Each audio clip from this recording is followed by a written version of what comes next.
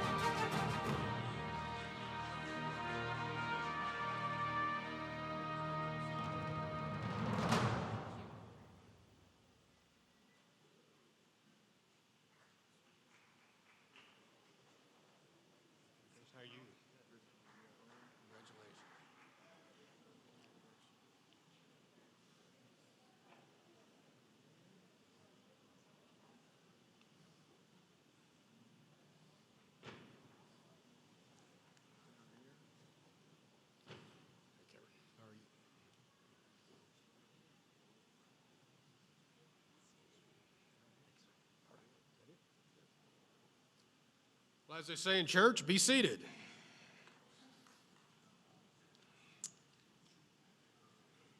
Well, welcome to a summertime version of for what more than 60 years was a traditional February afternoon of sports celebration with a distinct Panhandle twist.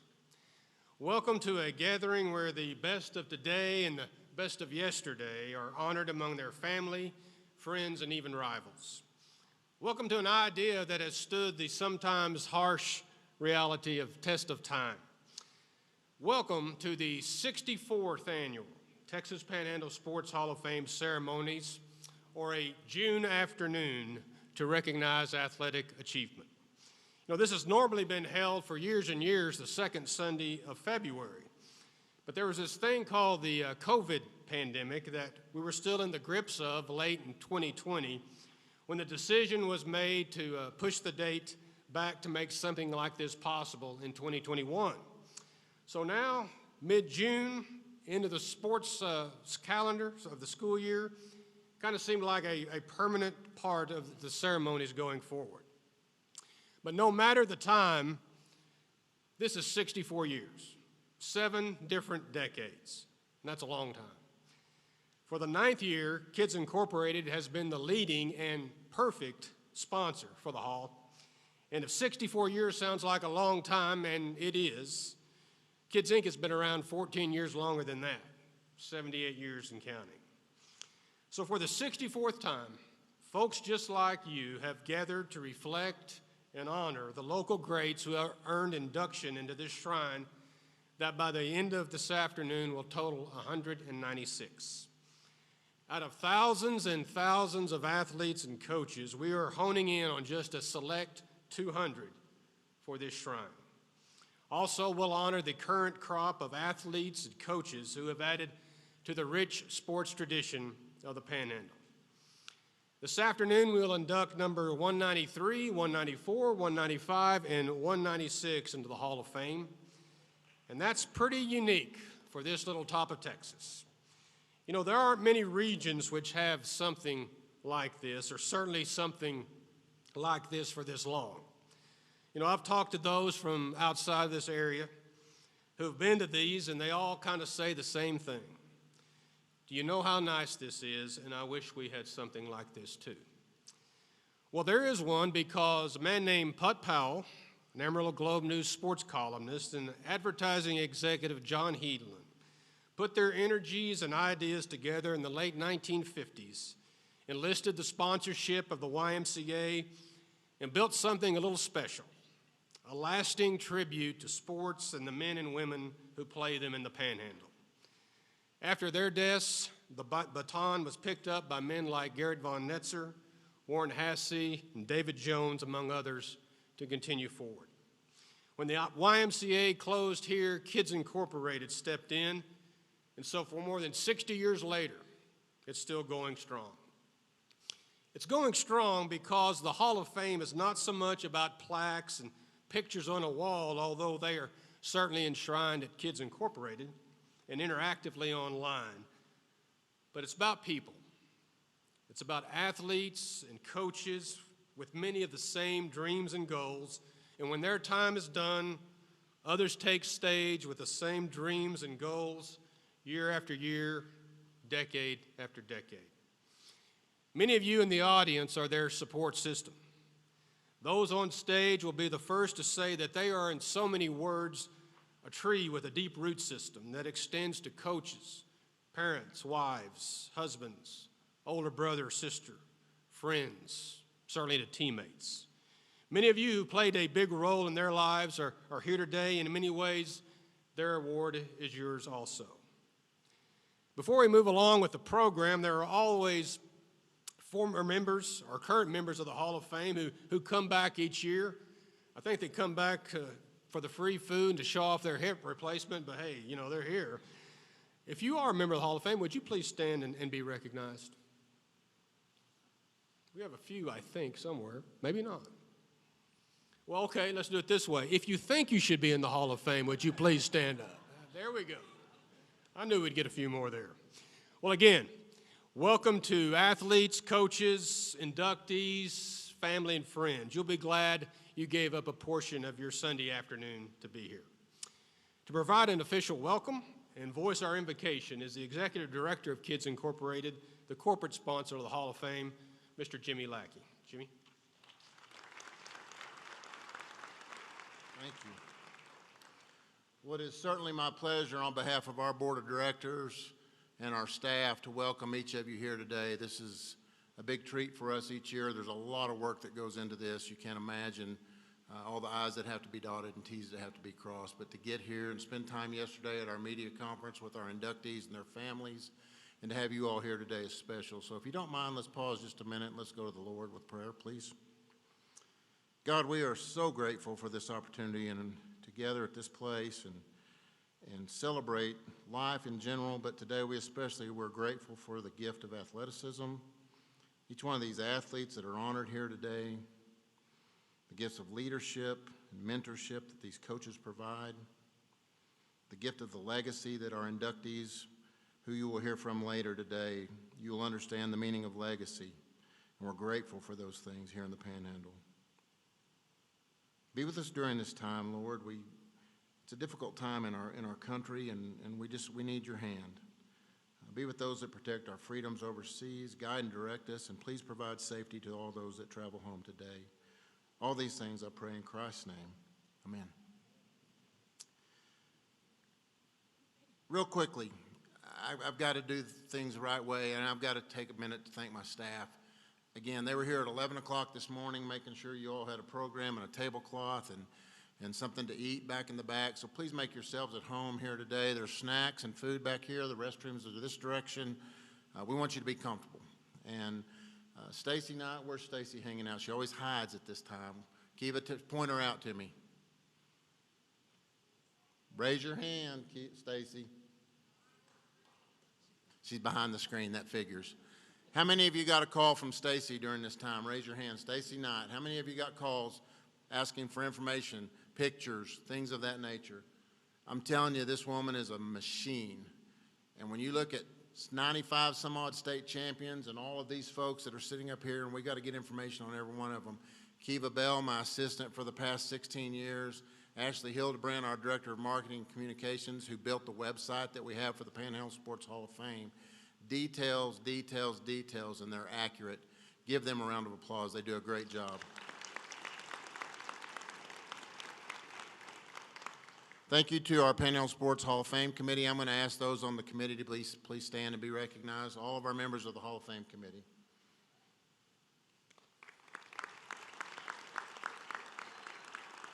It's a tough job to pick 4. We've got a book that's about this thick of recommendations and nominations, and to pick 3 or 4 or 5 each year is a very difficult task. So be grateful, be honored, and know that this is special for each of you, and we hope you enjoy your time here today. I'm proud for you and your families. Joe and Debbie Luscombe and Nathan for providing our audio-visual each year. They do a great job. New Day Productions, give them a hand.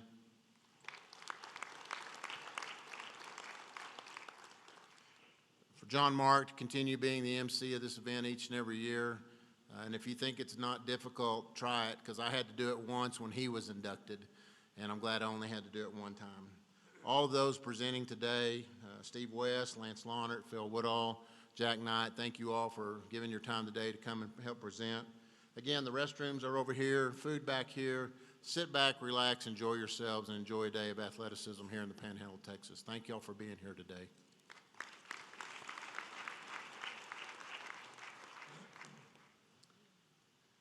Well, this is the portion of the program where the present paves way for the past. This is a day of recognition, not just for the careers and lives of the 4 inductees today, but for the current accomplishments by some who may one day themselves be inducted into the Hall of Fame. It's the honoring of the coaches and athletes of the year now in 11 sports. You know, the athletic year of 2021-2022 was perhaps the strongest ever in the Panhandle. I seem to say that every year, but it will hit you when you see the number of national and state champions that we recognize later. The Panhandle has always been fortunate to have some of the best coaching in the state, but that's not to diminish those who make it happen, the athletes. The best the Panhandle has to offer in 2021-22. So let's recognize the athletes of the year in the Panhandle Sports Hall of Fame. In baseball, after 1 year at Grayson College and 1 year at the University of Houston, Adam Becker found a home and made an immediate impact at West Texas A&M. In his first year at WT, all the junior third baseman out of Midland Lee did was become the 4th player in school history to be named the Lone Star Conference Player of the Year in leading the Buffs to a 39-19 record. He did so primarily with his power at the plate. He hit 21 home runs, and in his 90 RBIs in just 58 games shattered the previous school record of 75. He also batted .409 with 21 doubles, 2 triples, and an .809 slugging percentage. At the conclusion of the regular season, Adam was named first team on the NCAA All-South Region team. Quite a debut for the Buffs. Accepting for him is Dominic Yeargo for the Hall of Fame Baseball Player of the Year from West Texas A&M, Adam Becker.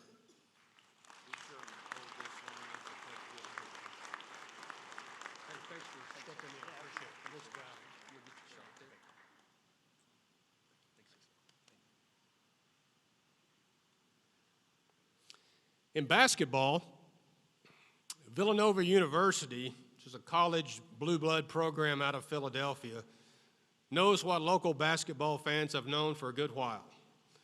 Brendan Housen of Amarillo High is a really, really good basketball player. Brendan, one of the top shooting guards in the country, committed in September to play for the three-time national champion Wildcats and signed in November. And then he went on to put a final stamp on one of the best high school basketball careers this city has ever seen. A four-year starter for the Sandies, Brendan did a little of everything in leading Amarillo High to a 32-7 record into the Class 5A regional finals. He averaged 17.5 points, 4 rebounds, and 3.5 assists a game. His points came during the flow of the game, but when Amarillo High really needed it, he stepped up as well. In 2 games of the regional tournament, Brendan scored 63 points. He was 7 of 8 in three-pointers in a semifinal win over Mansfield Summit and scored 33 points in his last high school game in a regional finals loss to Mansfield Timberview. He finished as easily the school's all-time leading scorer with 2,208 points. Brendan was a 3-time district MVP and 2-time first-team All-State by the Texas Association of Basketball Coaches. Not surprisingly, he is already at Villanova, where he is enrolled in school and going through summer workouts. So accepting is his uncle, Chris Andrus, for the Hall of Fame Basketball Player of the Year from Amarillo High, Brendan Housen. Yes, thank you very much. We're going to get a picture here and you'll send to them.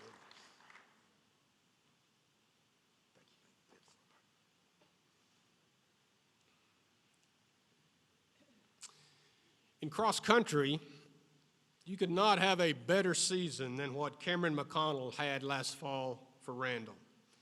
She moved from Aurora, Colorado, her and her family, where she was state runner-up as a sophomore and junior at Class 5A Cherokee Trail High School in Aurora. While new to the state of Texas, she was not new to success. This time, however, she one-upped anything she ever did. Cameron ran in 8 cross-country meets last fall and won 8 times, including the Region 1 5A meet and the Class 5A state championship. Her 7th meet of the season was the Region 1 5A meet in Lubbock on October 25th. Running on the challenging May Simmons Park course, she finished her 3-mile race in 17 minutes, 41 seconds, winning by more than 30 seconds. The next week at the state meet at Old Settlers Park in Round Rock, Cameron led virtually from start to finish. She opened up a 6-second lead with a 5:17 first mile and essentially maintained that margin the rest of the way to win in 17 minutes and 15 seconds, by 6 seconds over Albie Love of Colleyville Heritage. During the track season, Cameron was equally dominant in the 3,200, the 1,600, and 800. At the state meet, she was 6th in the 800, and she was the 5A state runner-up in the 1,600, where her time of 4 minutes, 51.2 seconds is an all-time Texas Panhandle best. She will run next season at Oklahoma State. Cameron could not be here today. We will make sure she gets this award. The Hall of Fame Cross Country Athlete of the Year from Randall High School is Cameron McConnell.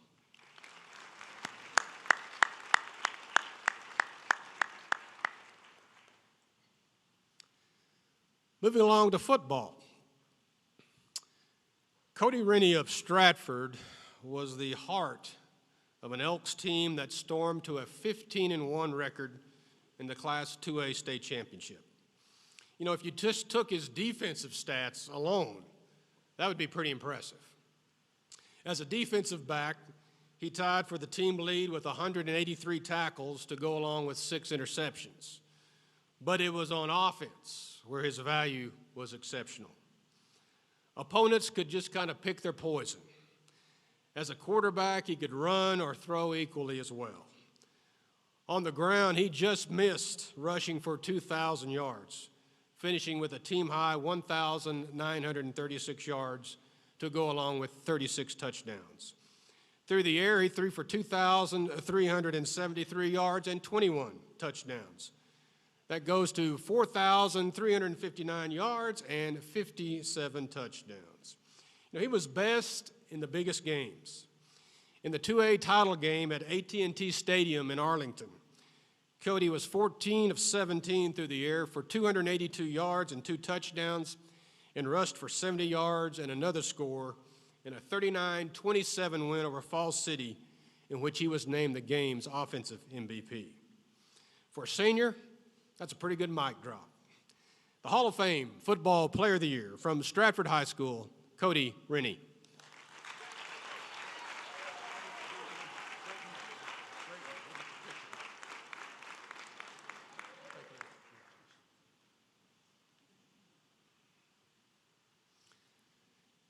In golf, Emily Yarnovan led West Texas A&M to a breakthrough season. The senior from Helsinki, Finland, had the best scoring average of his college career, 73.47 strokes over 30 rounds that spanned 10 tournaments. It was a year in which he had 3 top 10 finishes. The regular season was highlighted by his 8 under par, which was good enough for second in WT's team victory in the Ryan Palmer Invitational in October, the first team title for WT in over 10 years. In the spring, Emily led WT to a runner-up finish in the Lone Star Conference Championships. He tied WT's all-time single-round low of 65 in a semifinal match play against Cameron University at Squaw Valley Golf Course in Glen Rose. WT would lose to Midwestern on a playoff hole for the conference title. WT earned a South Central regional bid in May, and in that, Emily shot 4 under at the Pueblo Country Club, going 72, 69, 68. He finished 8th overall, missing a berth to the national tournament by just 3 strokes. A business administration major, Emily holds a 3.914 GPA. He's probably playing golf somewhere, so accepting for him is his coach, Axel Ochoa, for the Hall of Fame Golfer of the Year from West Texas A&M, Emily Yarnovan.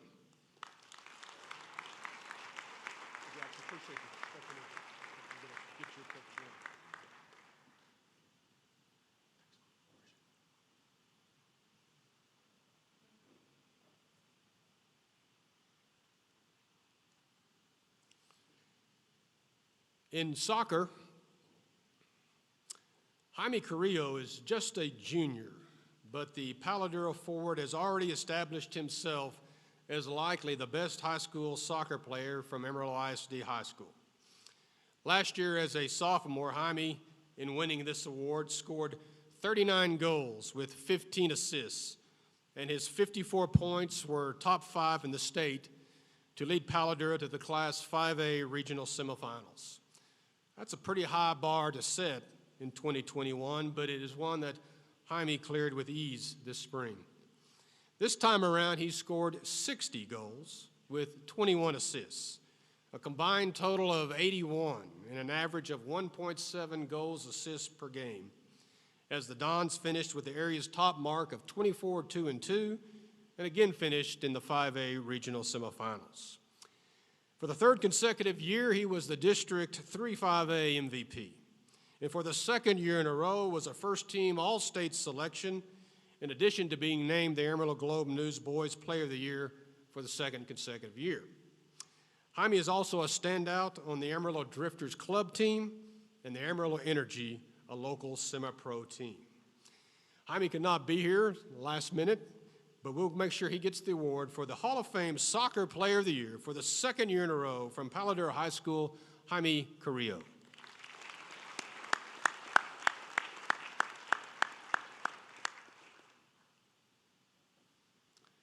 In softball, Kenyon third baseman Berkeley Bradley was the latest in a recent line of outstanding softball players for the Lady Eagles.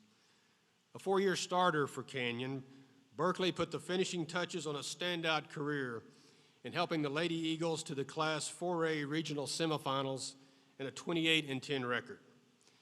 For the season, Berkeley hit .549 with 12 home runs and 70 RBIs in those 38 games, averaging nearly 2 RBIs a game. She was capable of going off at the plate, like her 3 hits and 8 RBIs, including a grand slam and a 14-2 win over Hereford. In the area round of the playoffs, she had 2 home runs in Game 1 against Midland Greenwood, which is part of a 2-week postseason tear that saw her get 11 hits and 16 at-bats, including a double and a triple, with 7 runs scored and 13 RBIs. She was the co-district 1-3A MVP and committed in March to play at Lubbock Christian University. The 4th Canyon player in the last 6 years to earn this award, the Hall of Fame Softball Player of the Year from Canyon High School, Berkeley Bradley.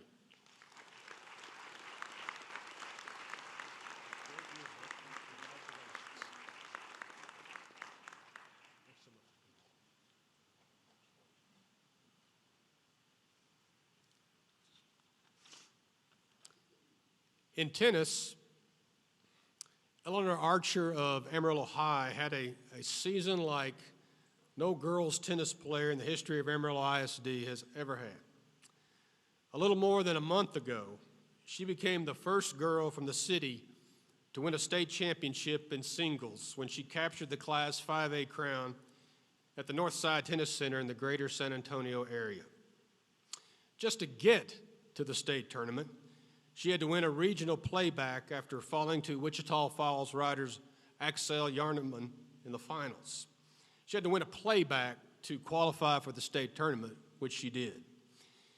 In the state quarterfinals, she faced Frisco Liberty's Haley Zhang, who had beaten her in a January tournament. Eleanor won 6-3, 6-3. In the semifinals, she faced Nederland's Megan Doe, the 2021 state runner-up. Eleanor lost the first set 6-3, had to win a tiebreaker in the second set just to stay alive, which she did 7-6, and then rolled 6-1 in the deciding set. That brought a rematch with Yakiman. She tweaked a few things from the regional finals match, but still she lost the first set 7-5. She broke serve to win the second set 6-4, and then had just enough to win the state title 6-4 in the third and deciding set. Last year, she and Jackson Harwell teamed together to win the 5A mixed doubles state title. She was unbeaten, 24-0 in the fall during the team tennis schedule, and was 31-2 in the spring.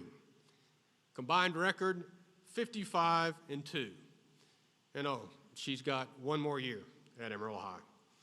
Accepting as her coach, Kobe Otto, for the Hall of Fame Tennis Player of the Year from Amarillo High, Eleanor Archer. Hey, Kobe. Great coach, man. She listens well, doesn't she?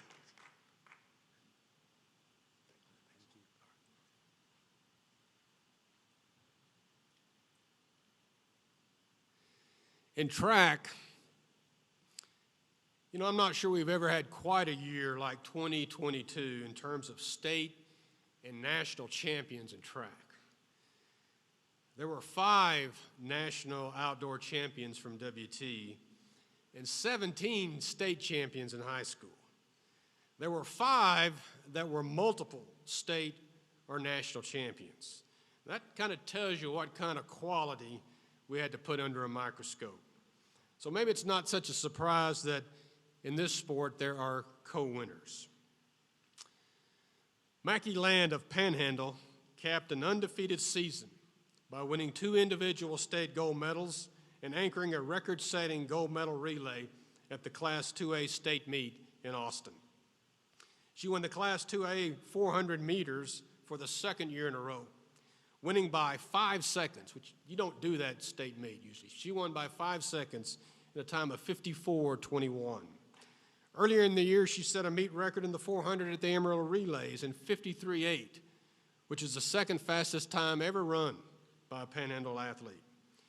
She also won the state title in the 200 in 23.75, not only breaking the 2A state meet record set way back in 2013, but she is also the all-time Texas Panhandle mark in the event that was set 34 years ago.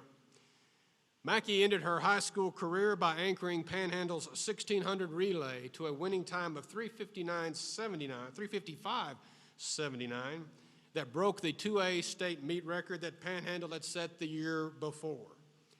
And she is signed to go and run at Texas Tech, which just yesterday finished 7th nationally at the NCAA meet. The Hall of Fame co-athlete of the year in track from Panhandle High School is Mackey Land.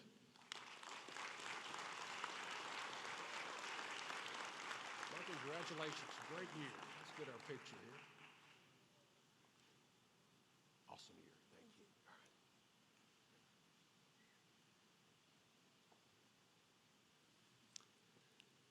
right. Brennan Thompson of Spearman was the top sprinter ever in Class 3A in Texas, the top sprinter ever from the Panhandle, and one of the top sprinters in the state in 2022, regardless of class. Whenever Brennan ran, it was a heck of a race for second. He, too, was undefeated in the recently completed track season. He set all-time area records in winning both the 3A 100 and 200 and setting the 3A state meet records in the process. Runner-up in the 100 in 2021 in 10.40 last month, in fact, 1 month ago today exactly, he sailed to a win in 10.24 seconds, winning by 36 hundredths of a second, which in the 100 at that level, again, that's a lot. The 3A record was set a year ago in 10.38, and while there's some question of the wind allowable, his time destroyed the old record. He came back later in the evening to win the 200 and to repeat as state champion.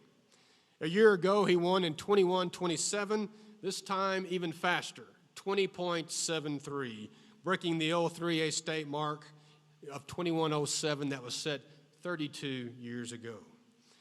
Brennan is signed to play football at the University of Texas, and yeah, it's not hard to see him doing some damage in college secondaries in the future. He's already enrolled at Texas and has begun summer workouts. So accepting is his mother, Bonnie Thompson, for the co-athlete, track athlete of the year from Spearman High School, Brennan Thompson.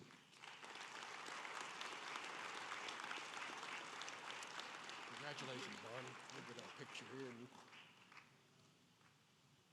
Thank you very much for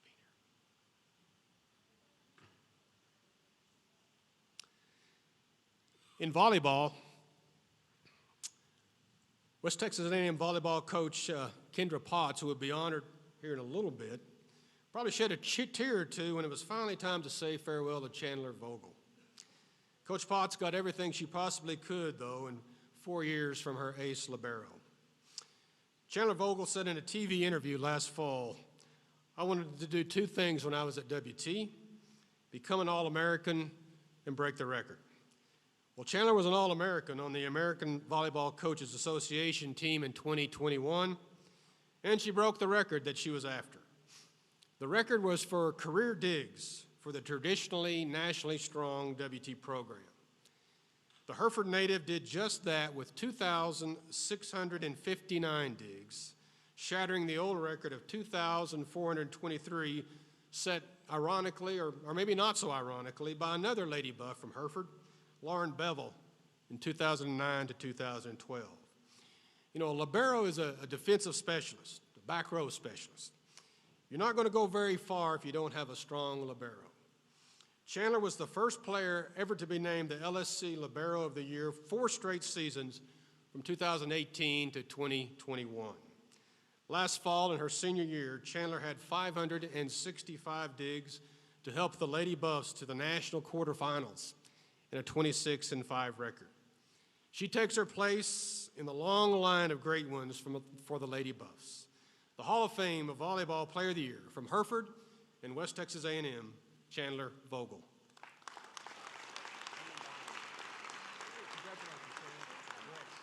get our picture. Great career. Thank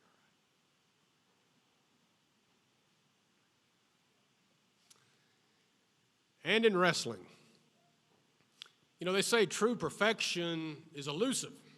And that's probably right because there's always little things that can be improved upon. Unbeaten records, which in a way are perfection, though, are attainable. Rare, but attainable. 2 years of not losing, well, just doesn't happen very often, but it does happen. And that's Tatiana Garcia of Caprock. She was a 4-year qualifier to the state wrestling tournament, which she picked up 2 bronze medals as a freshman and a sophomore. But that was just the warm-up back for the last 2 years. In 2021, as a junior, she won the 119-pound state title and finished with a 27-0 record. Man, what can you possibly do to top that? Well, she did.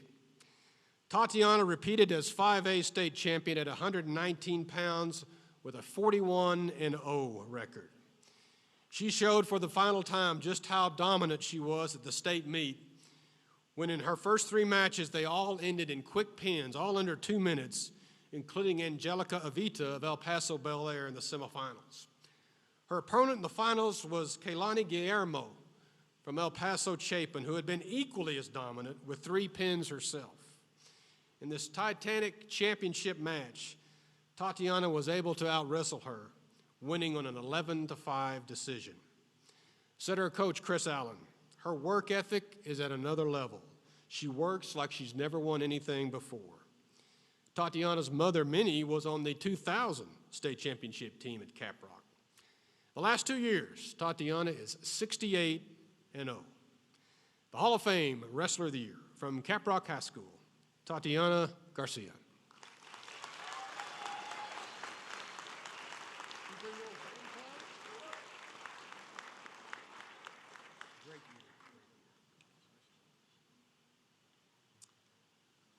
Well, join me once again in recognizing the Hall of Fame Athletes of the Year for 21-22.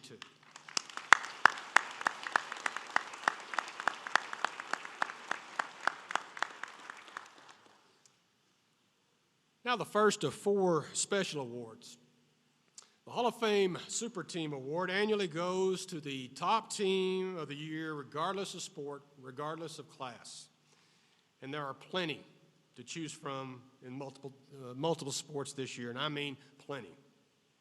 Following that is the Dick Reisenhoover Award, which goes each year to a sports figure whose accomplishments reach beyond the Texas Panhandle, just as Reisenhoover did when this local broadcaster became the Texas Rangers' first play-by-play radio man in 1972. Here to present these 2 awards are 2 Hall of Fame committee selection members. For the Super Team Award is the 182nd member of the Hall of Fame, longtime sports writer and sports editor of the Globe News, Lance Lawnert.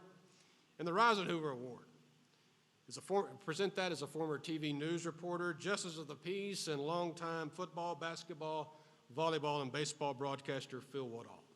Gentlemen. Let's hear it. Just kidding, man. He didn't tell you I paid my way to get in, so you know you got to do whatever you got to do to get into the Hall of Fame. But want to recognize the inductees. What a great honor it is to have you guys here today. And I heard a little bit of their speeches yesterday, and it's going to be a great entertainment. So I'm here to present, like John Mark said, the C.L. Donovan Super Team, and it was a tough choice this year, but we're proud of this selection. And let's start it off this way. Not once did Coach Trent Langford and his Groover Lady Greyhounds basketball players sit around and talk undefeated during their season. Here's how Langford put it. He said, all we talked about was the main thing. And the main thing was all we can control is the next practice. Sounds like a good coach, doesn't he, over there? So, yeah. But anyway, well, in this case, practice did make perfect. In one of the great seasons ever produced by a Texas Panhandle girls basketball team, Groover ran the table, going 33-0 and claiming the 2A State Girls Basketball Championship. Going undefeated is rare air. Of more than 1,300 UIL girls basketball teams playing this past 21-22 season, Groover and Class 5A Cedar Park were the only undefeated teams. And it wasn't like Groover played chopped liver. In Groover's first 9 games, it played 2 5A teams in Tascosa and Paladuro, defending state champs in Naz and Canyon, a third-round playoff team in Claude, and then undefeated Brownfield team. Staying undefeated took some risks and took some effort late in games. They beat Canyon in double OT when Texas Tech signee Bailey Maupin hit a clutch step-back three to produce the dagger. Then up in Liberal, Kansas on January 25th, Groover was down 1 with 3 minutes to play, and they won by 10. And then it took overtime to fend off New Home in their closest playoff game in the regional semis. Coach Langford was proud as heck of that team after that one, saying, first, let's give New Home credit. That's a really good basketball team. And at any point when you're 30-0, everybody wants to put an L on you and send you home crying. But those girls refuse to lose. At State, Groover rolled San Saba by the big 4-0, as in 40 points in the state semis. And then Maupin had 16, Brenna Butler had 12, Kaylee Conyer had 10, and they dropped Stanford 50-38 in the 2A state championship game. No brainer, Maupin was the MVP of the tournament. Groover, real quick here, just put up simply dominating numbers. Only once did a team score 50 points against that smothering defense. That was Idalou in game 2. In 7 playoff games, Groover's average margin of victory was 30 points while allowing just 31. Langford said there was no jealousy on this team. He returned to Groover after 5 years, and he's very grateful to the seniors who showed leadership and bought in. And then he so appreciated simply the way they hustle and loved the game of hoops, man. So Langford said this: what I will always remember about this team, if you ask me 10 years from now, not a certain game, not a certain basket, but the memories we made, the bus rides, the weekly meals, going down to state together, playing a game called Fishbowl, and all the laughs. I can't tell you how much this team was so fun to be around. They fought for each other, and they played like sisters. As it should be, the C.L. Donovan Jr. 2022 Super Team of the Year, the Groover Girls Basketball Team.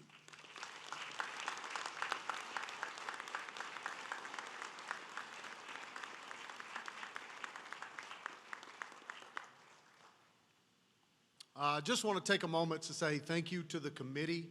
We are very, very humbled and excited about receiving this award. It was a tremendous season, as Lance just recited. But if I could get my girls to stand up over there, they're over here in the corner.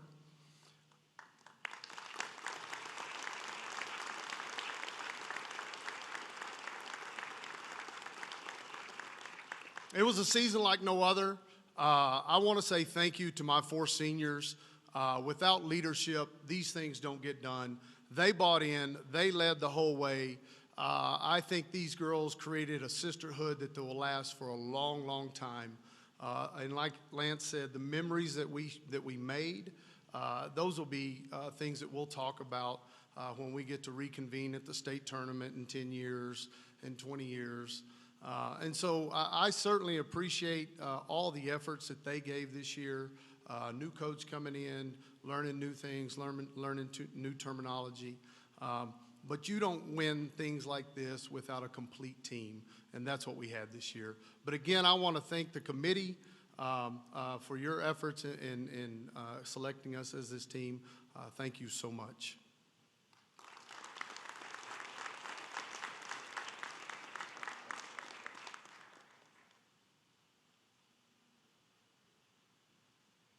Well, if you've read your booklets about Dick Reisenhoover, I think you know very well that he is synonymous with the game of baseball, not only being a broadcaster, but also, if I remember correctly, he was a member of the 1950 National Championship team at the University of Texas. Well, it's appropriate that our Dick Reisenhoover Award, which always acknowledges someone who brings national attention to the Texas Panhandle. And that this year is going to be number 64 of the Atlanta Braves, number 1 in our hearts here, a young man by the name of Joseph Tucker Davidson, better known as Tucker, born on March 25th of '96. So he's 26 years old. He graduated from Tascosa in 2014. He was a quarterback and a pitcher and did some other things too. Now, I'm not saying that Tucker is slow, but he is. I was broadcasting Tascosa baseball. I think we were playing an El Paso team in Andrews. He was on first base. One of the guys behind him hit a deep drive to right field. It's going to score everybody. I think it was a 2-run double. And Tucker was coming around third. They were relaying the ball in. And I'm thinking to myself, I don't think he's going to make it. And Tucker was out not only by a mile, he was out by 1.5 miles. But that's the only slow part of Tucker Davidson's career. Here's a guy, after he finished up at Tascosa, went to Midland College. Sophomore year, 6-2 record, 2.27 ERA, 75 Ks and 71 1/3 innings. He was all WJCA conference. And instead of going to North Carolina State, he decided to put himself up for the Major League Baseball draft. He was drafted the 19th round of the 2016 draft. You got to work hard. 2016 rookie level Gulf Coast Braves, 0-3 record, 1.52 ERA, 32 Ks and 29 2/3 innings. 2017 Class A Rome Braves, 5-4, 2.60 ERA, couple of saves, 31 games, 12 starts. In 18, he moved up to Class A for the Florida Fire Frogs. Try to say that quickly. 7-10, 4.18 ERA, and 14 starts. Next year, Class AA Mississippi Braves, Southern League All-Star. Then he went up to the Class AAA Gwinnett Stripers. He had 4 starts there. That Southern League deal, he had 25 starts, an 8-7 record, 2.15 ERA, 134 Ks and 129.2 innings. 20, he gets added to the Braves 40-man roster. And, because that thing called COVID, boy, they were in bad shape there, wiped out the minor league season. He was a member of the 60-member player pool for the 2020 season. But in 21, there he goes. He gets into the major leagues, makes 4 starts for the Rays. He went 0-0 in 3.60 ERA, 20 innings pitched. Made his debut on, I believe, 9/6/2020, the year before. And so there he is. He was back at Gwinnett where he had 4 starts, 1.17 ERA. In 21, he also, in June, went on the 60-day injured list for a left forearm inflammation. Then on 10/31, what happened? This is the reason. He was a starter for Game 5 of the Major League World Series instead of Charlie Morton. Now, granted, he didn't get a no decision in that loss in the World Series, but he did make the opening day roster in 22 and made his debut this year on May 17th and pitched 5 innings of shutout ball against Milwaukee. And he also picked up his first win, and currently he's on the team. He's got a 1-2 record right now. Now, one thing I get to do, I do Tascosa Baseball PA. I get to say, welcome to Rebel Field on the campus of Tascosa Tascosa High School, and also the home of Rebel Baseball since 1958, and the home of 2021 World Series champion Tucker Davidson, and the winner of the 2022 Dick Reisenhoover Award, Tucker Davidson, accepting on his behalf his mom, Andrea Davidson.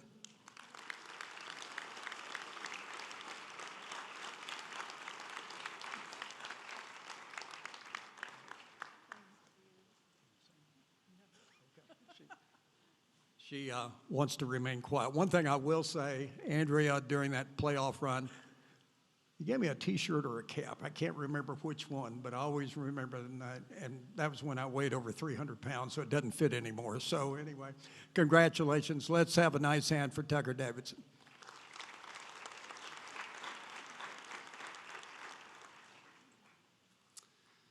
Thank you, Phil. And now we move on to a group that has sat here patiently listening at all these athletes of the year and marveling to themselves just how well they must listen, how well they must take instruction, just how wonderful coachable they must be. And this is a group our athletes are thinking, it's people like us that sure make you look good. It's the coaches of the year in 2021 to 2022. In baseball, It's not how you start, but how you finish. That's a sports cliche, but cliches are always usually true, and that was certainly true for Randall coach Corey Hamilton and the Raiders. Randall began the season 0-5. The Raiders were 0 for February, but they began to gel right at the start of District 3 5A play just after spring break, and then they went to another level, and they stayed there. The Raiders were led by second baseman Peyton Bush, shortstop Cole Dudding, and pitcher Duncan Bowles. After 10-6 loss to Amarillo High on March 19th, Randall would win their next 14 district games. In putting together a 15-1 district record, they outscored their opponents 121-32.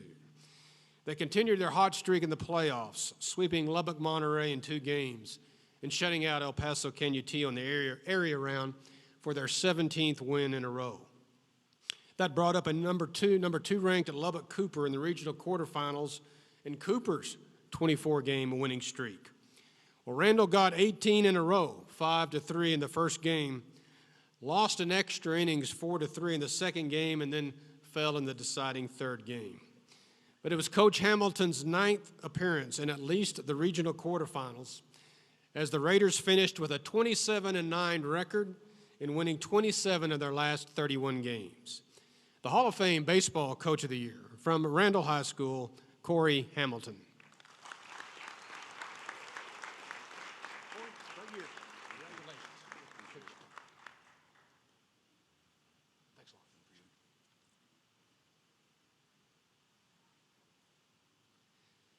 In basketball, Boston Hudson got this head coaching thing down. But then when your dad, Johnny, was a coach for 28 years, maybe you should be ahead of the curve just a little bit. Boston is a 2014 graduate of Canadian, where he played for his dad, and a 2018 graduate of WT. In 3 years as a head coach, he's now won 2 Class 2A state championships, both of them at Clarendon High School. In 2021, in Boston's first year at Clarendon, the Broncos won the school's first ever state title with a narrow victory over Grapeland. Clarendon lost a couple of key players off of that team, but still returned a good nucleus that year. The Broncos repeated as state champions in March with a 65-51 win over Lipan in San Antonio. It wasn't easy.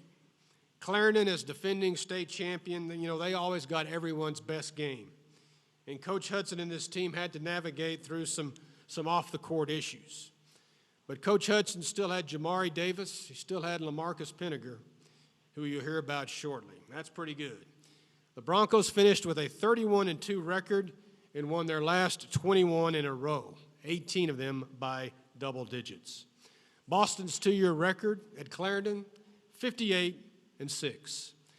A year ago, he shared this honor. Today, he repeats alone. Accepting is LaMarcus Pinniger, who made him look pretty good anyway, the Hall of Fame Basketball Coach of the Year from Clarendon High School, Boston Hudson.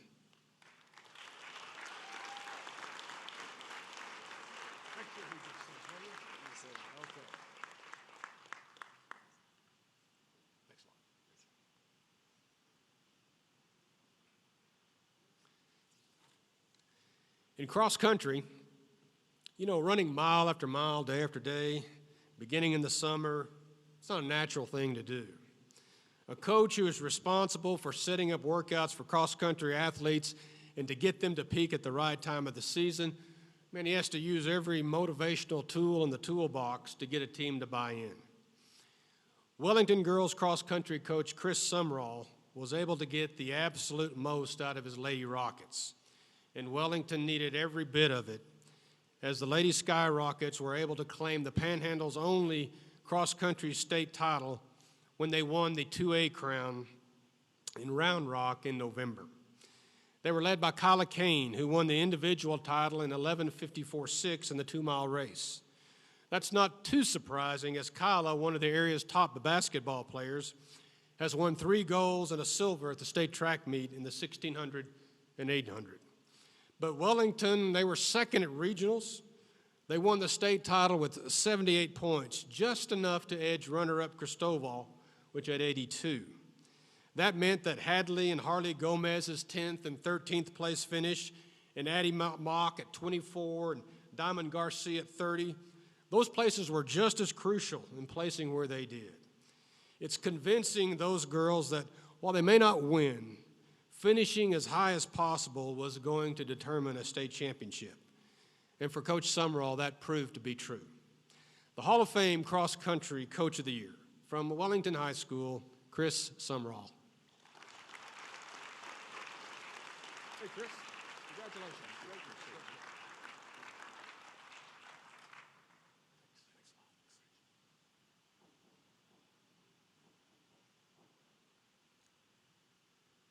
In football, on occasion, Stratford has one of those un-Elk-like seasons.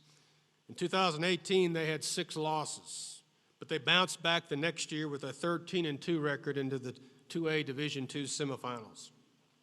In 2020, they also had 6 losses, but the bounce back last year was even higher. Coach Matt Lovern, in his 7th season, guided Stratford to the 2A Division II state championship, with the only blemish a 7-point loss to Bushland in week 4. It was a case of the further the season went along, the better the Elks got. Led by quarterback Cody Rennie, who you met earlier, running backs Drew Jones and Zane Burr, defensive lineman Anthony Gonzalez, and others. The Elks won their last 11 games by an average of 37.5 points. In the state title game against Falls City, Stratford trailed 21-13 at halftime, but they owned the second half, outscoring Falls City 26-6 for a 39-27 victory. It was the school's fourth state championship, the first since 2008. For Coach Lovern, a native of Canyon, it was his first and improves his record in his time at Stratford to 78-21. For the only football state championship from the Panhandle, the Hall of Fame Coach of the Year from Stratford High School, Matt Lovern. Congratulations.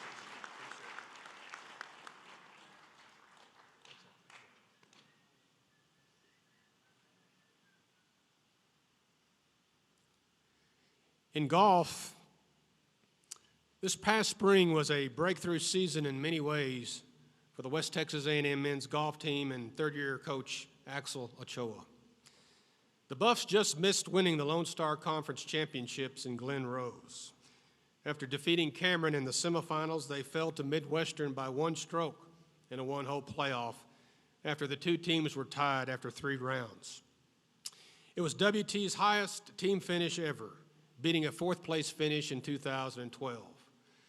WT set team records for lowest overall score in the conference tournament at 30 under and lowest for a single round at 15 under. They qualified for the South Central West region in Pueblo, Colorado, the first time to qualify for a region in 7 years. WT finished 9th in the regional among 20 teams. Coach Ochoa came to WT from Grand Valley State in Michigan, where he was the women's assistant.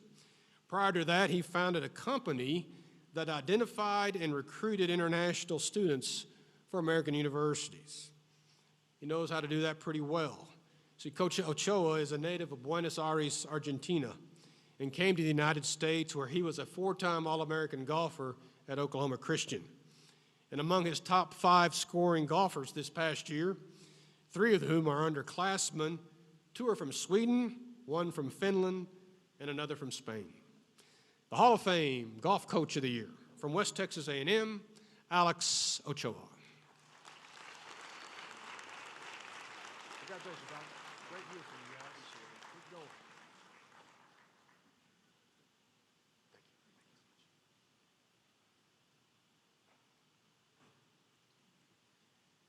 In soccer, Hugo Aguilon will be the new boys soccer coach at brand new West Plains High School beginning this fall. But he heads there after guiding both the Pampa boys and girls teams in the playoffs and the boys team to their best season in school history. While the girls finished in the area round of the playoffs, the boys had a breakthrough season and went even further. After 2 early season tournament losses, then 4 wins in a row, and then a 3-3 tie with Perryton, the Harvesters caught fire. Led by Justin Martinez and Emilio and Emiliano Terrablanca, Pampa won 9 straight District 1 4A matches against Borger, Canyon, and Dumas by a combined score of 30-6. It was their first district title since 2018. In the playoffs, Coach Aguilon's team defeated El Paso Mountain View 4-1 and San Angelo Lakeview 7-1 before reaching the 4A regional quarterfinals and eventually bowing to San Elizario 2-0. In doing so, their 19-3-1 record doubled their win total from 2001. The Hall of Fame Soccer Coach of the Year from Pampa High School, Hugo Aguilon. Congratulations, good year. Good luck at West Florida State.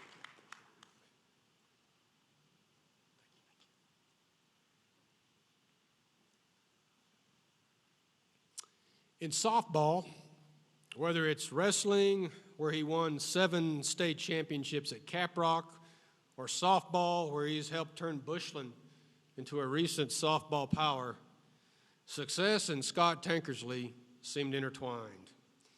He coached the Lady Falcons to last month's 3A regional semifinals and a 31-11 record, 14 wins by shutouts. Along the way, Class 3A Bushland defeated 6 6A teams, 8 5A teams, and 3 4A teams. Once district play began, the Lady Falcons outscored their opponents, it's not a topographical error, 214-11. Bushland was led by Jillian Howell, who had 619 with 12 home runs, 57 RBIs, and as a pitcher was an 11-1 with 196 strikeouts and a 2.10 ERA. In the playoffs, Bushland defeated Shallowater, Littlefield, and Idalou before falling to Coahoma in the regional semifinals in a pair of 2-run games. In his 2 years at Bushland, Tank has put together a record of 61, 15, and 1. Coach Tankersley has called it a remarkable coaching career after this past school year. He's retiring. But here's one final honor, a repeat as the Hall of Fame Softball Coach of the Year from Bushland High School, Scott Tankersley.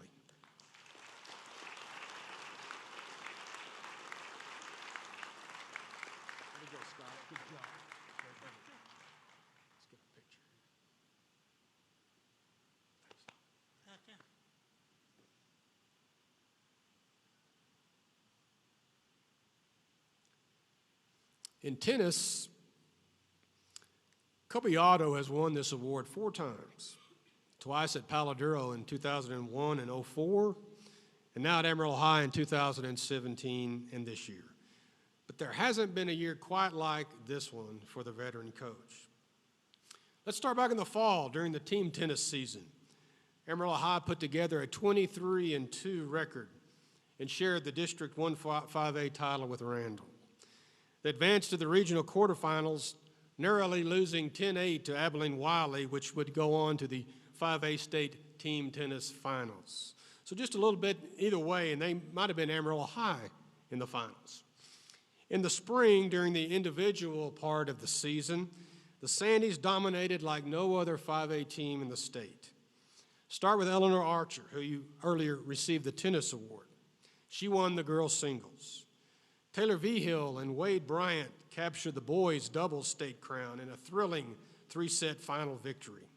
And it was almost 3 state championships as Alex Gonzalez and Morgan Rose lost in the girls' finals in doubles. Best thing about all of this is all 5 players are juniors. The coach who helped them get there, the Hall of Fame Tennis Coach of the Year from Emerald High, Kobe Otto. Fantastic year, Kobe. Thank you. Appreciate it. Good job. Thank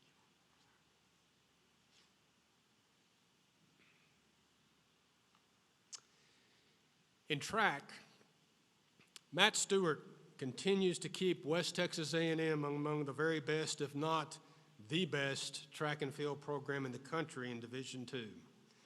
Coach Stewart is a graduate of Odessa Permian and Texas Tech and has been with the WT program almost from the outset, when it was started in 2010. He's been director and head coach of both men's and women's programs for the last 5 years. Just 2 weeks ago, WT just missed winning national championships in both. The women warmed up for the national meet May 26, 28 in Allendale, Michigan, by winning 10 of 11 events and winning the Lone Star meet by 36 points with 230. Not to be outdone, the men won 11 of 21 events to finish with 214 points, 43 more than Angelo State. Both had good chances to win national crowns. The women scored 46 points on the final day to come from behind and win the title with a program record of 77 points, 13 more than Grand Valley State. It was their third overall national title to go with the 2017 outdoor and 2018 indoor crowns. They were led by Zeta Swoops, who repeated again as national champion in the shot put and discus. Eleanor Katabi won the 3,000-meter steeplechase, and Leah Belfeld and Deandra Green. Those two combined for 28 points, highlighted by Belfeld winning the 200, and Green and Belfeld second and third in the 100. And those two were half of the 400 relay that was second in a school record time of 44:31. For Coach Stewart's men, it was a case of what could have been. The 400 relay was a national champion in 39:27, and there were 5 other national runner-ups. Jamal Wilson in the 110 hurdles, Butari Rujanara in the 800, Basim Hamedia in the 400, Benjamin Azamati in the 200, as well as the 1600 relay. WT was second in the team race with 61 points, 9 behind Pittsburgh State's 70. Azamati was a heavy favorite in the 100, but unfortunately he jumped. And had he not, and had he almost assuredly won, that would have been 10 points and enough for WT to win the men's crown. Still, what a year for Coach Stewart and the WT track program. He cannot be here today. It probably feels like he's sitting on a spring, but accepting for him is Axel Ochoa for the Hall of Fame Track Coach of the Year. From West Texas A&M, Matt Stewart.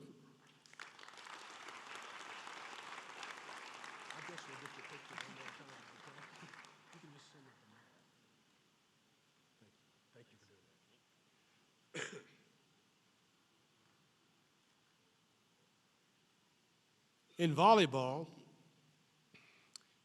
you know, a worthy goal for Coach Kendra Potts is to elevate the program to the level it was when she was Kendra Morgan, a 3-time All-American at WT and the Lone Star Conference's all-time assist leader who helped lead the Lady Buffs to 2 Elite 8 national tournament appearances in the early 2000s.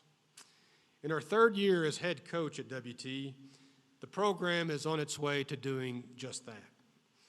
They not only protected their home court, where they were undefeated at the box, but they also played their very best volleyball in the postseason. The Lady Buffs finished the regular season with a very good 20-4 record, but still just the number 4 seed in the LSC tournament in San Angelo. But they would lose only 1 set in 3 matches, sweeping Oklahoma Christian in the quarterfinals, topping UT Permanent Basin in 4 sets in the semis, and sweeping St. Edwards for the conference tournament title. And automatically qualifying to the NCAA tournament in the South Central region in Denver, WT upset number 8, Colorado School of Mines, in 5 sets, 15-13 in the final set, defeated UT Tyler in 4 sets, and then faced the region's top-ranked and hometown team, Metro State out of Denver, in the final. Down 0-2, losing the first 2 sets, WT would win the next 3, 15-8 in the 5th set for the regional title. Tori Miller in that match had 33 kills, 7th best in program history. Coach Potts' team made the program's 14th appearance in the national tournament, the Elite 8, but just the first time since 2013. They would fall in the quarterfinals to eventual national finalist Washburn in 4 sets, but still finished with a 26-5 record and the school's best season in 8 years. The Hall of Fame Volleyball Coach of the Year from West Texas A&M, Kendra Potts. Do your own fan club?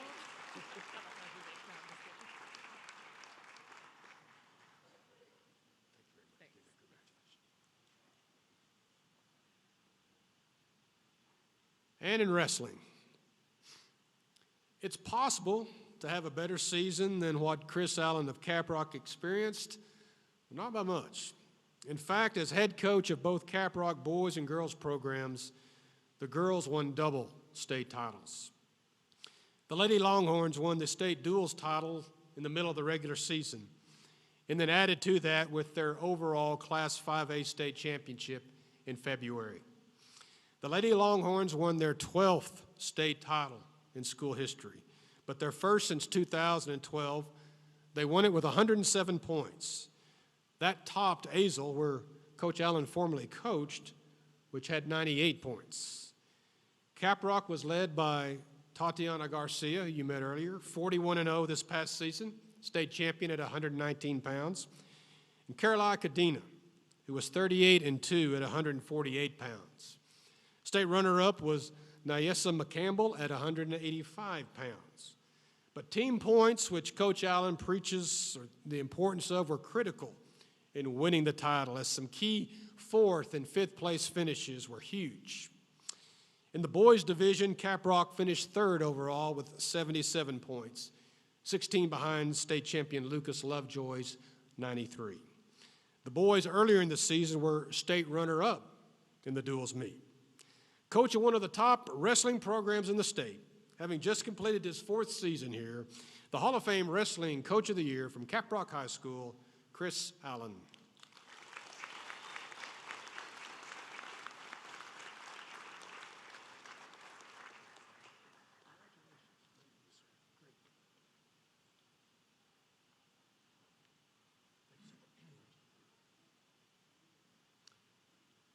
Well, join me once again in recognizing the Coaches of the Year for 21-22.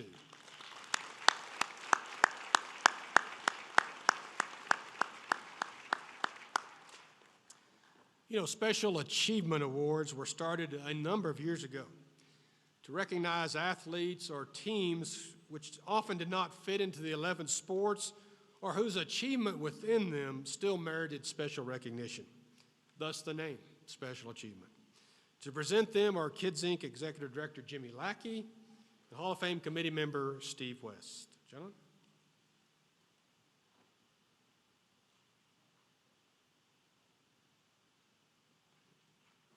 It's always my honor. Good afternoon to everybody. Jason Culpepper of Bushland continues to add to his stellar resume as a high school volleyball coach in the Panhandle region. In 3 stints at Dalhart, Randall, and now Bushland, he's compiled an overall record, 706 wins and 169 losses. In this 2021 volleyball season, Jason led the Lady Falcons to their 2nd consecutive state championship. It's the 3rd for him, as he also led Randall to a state title previously. He also this year notched his 700th career win during the season. For winning a state title and reaching the 700-win plateau, Coach Jason Culpepper of Bushland. And he couldn't be here today, so Coach Scott Tinkersley will be accepting on his behalf.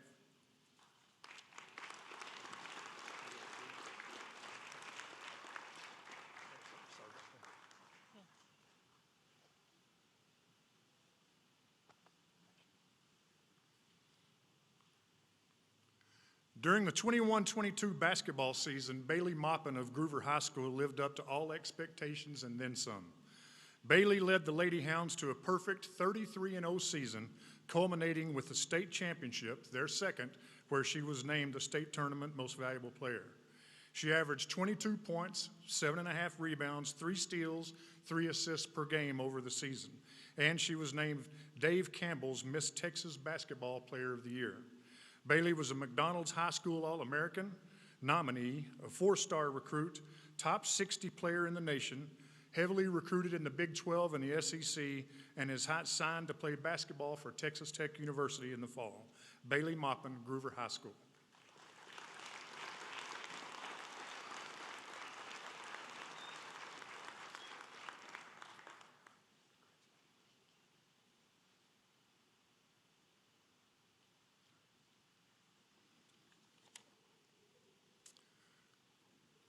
What do you do when you take over a team that made it to the state tournament the previous year? I guess it's quite a blessing, but also has a lot of stress and pressure added to it. Tyler Goodwin of Nazareth, in his first year at the helm, guided the Swifts baseball team to an undefeated regular season record this spring. They prevailed through the playoffs and into the state tournament for the second consecutive year with some close wins over Ira and Kennard. They advanced to the state championship game where just this week the Swifts lost a close game to D'Hanis, and I hope I'm pronouncing that correctly. For leading the Nazareth Swifts to the state championship game in baseball in his first year, Coach Tyler Goodwin.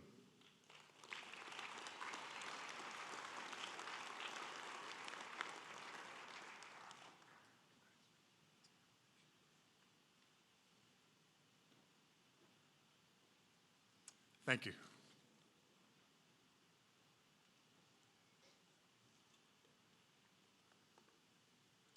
Anybody that knows me knows I bleed maroon, and I'm so proud of all the WT folks that are represented here today, and I have the opportunity to recognize two of the very best.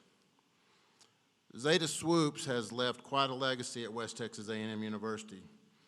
Keep in mind this is a young lady that came to play basketball in her first year, and path changed a little bit. She recently wrapped up her final season with the Lady Buffs, and the numbers speak for themselves. She's a four-time U.S. Track and Field Cross-Country Coaches Association Field Athlete of the Year. She's a three-time Lone Star Conference Field Athlete of the Year, a 14-time All-American across 3 different events, 10-time Lone Star Conference champion, and to top it all, she's a 7-time national champion, earning top honors during both indoor and outdoor seasons throughout her career.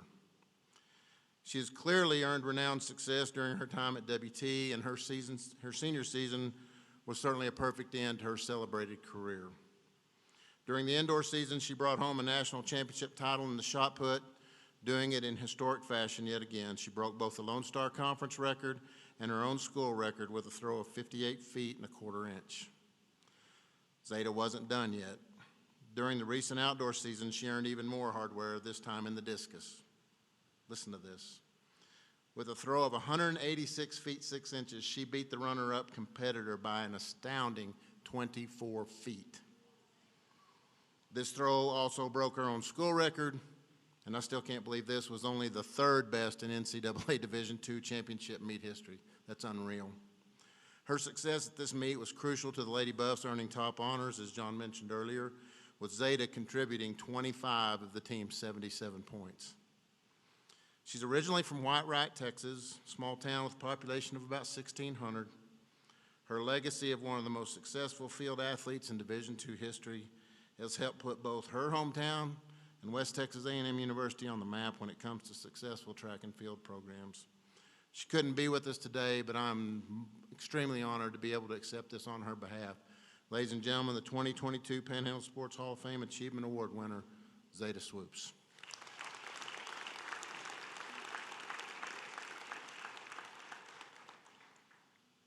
Our friend Coach Snyder. Bob Snyder is no stranger to these Panhandle Sports Hall of Fame ceremonies. He himself is an esteemed member of the Hall of Fame. He's number 141, earned his spot among the greats for his outstanding women's basketball coaching career. Coach Snyder accepted his first coaching job as a 21-year-old in his hometown of Derzett. This job would begin a long and storied 43-year coaching run with time spent at McLean, Clayton, Canyon, Texas Women's University, and West Texas A&M. Bob found his greatest success in Canyon, Texas, both at high school and the collegiate level. While at Canyon High School, his girls' teams would win 5 state titles. At WT, he led the Lady Buffs to 9 Lone Star Conference championships, winning an astounding 90% of his ball games and reaching the playoffs 12 times and advancing to the Elite Eight twice, once going to the national championship game undefeated. Their only loss was that game. Bob retired from coaching in 2006 and spending the last 25 years of his career at WT. His overall coaching record boasts more than 1,000 wins and less than 300 losses. Panhandle Sports Hall of Fame is clearly not the only group to recognize Coach Snyder's immense talent, as he recently received another esteemed honor. The legendary basketball coach has been elected to the Class of 22 National Women's Basketball Hall of Fame, and that's where he and his family are this weekend in Knoxville, Tennessee, as he's being inducted. So it's extremely my honor to be able to announce that Coach Snyder is in the National Hall of Fame and to accept this award on his behalf. Coach Bob Snyder.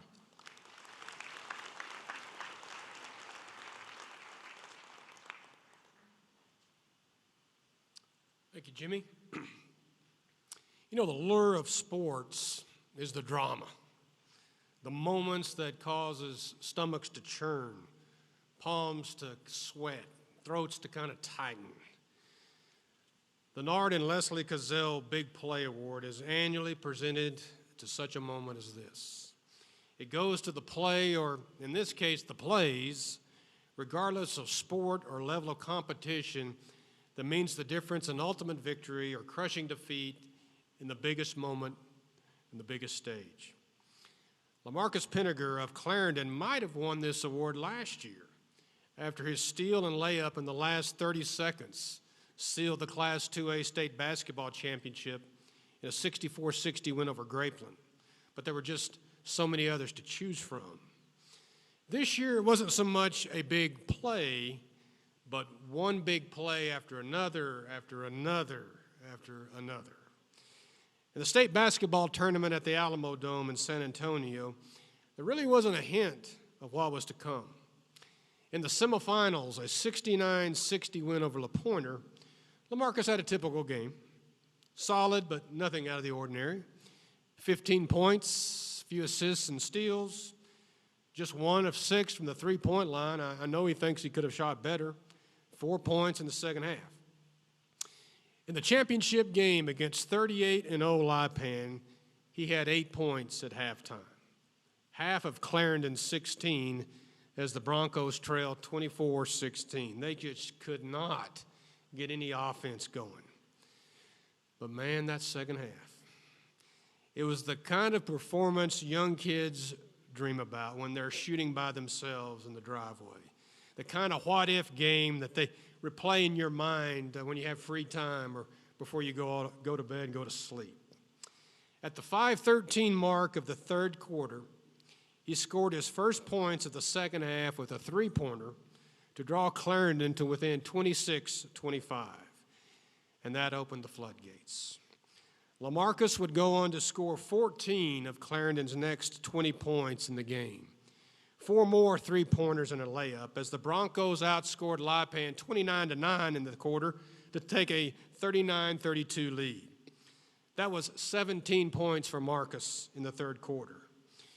He would score 16 more in the fourth quarter, including Clarendon's last 12 to seal a 65-51 win over previously unbeaten Lipan for the Broncos' second consecutive state title, only the 5th boys team from the Panhandle to repeat as state champion. Said his coach, Boston Hudson, LaMarcus started doing LaMarcus things.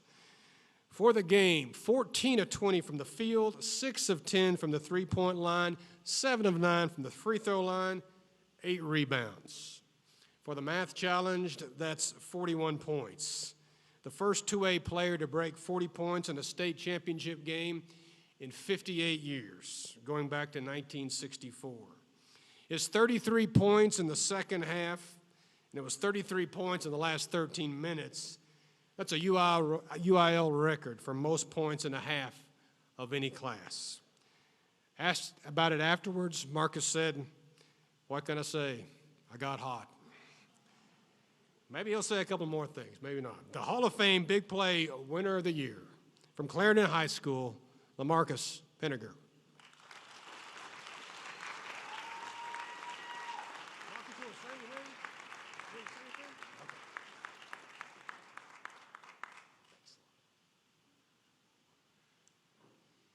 He can score in front of 6,000 fans, but don't ask him to say anything in front of 500. No.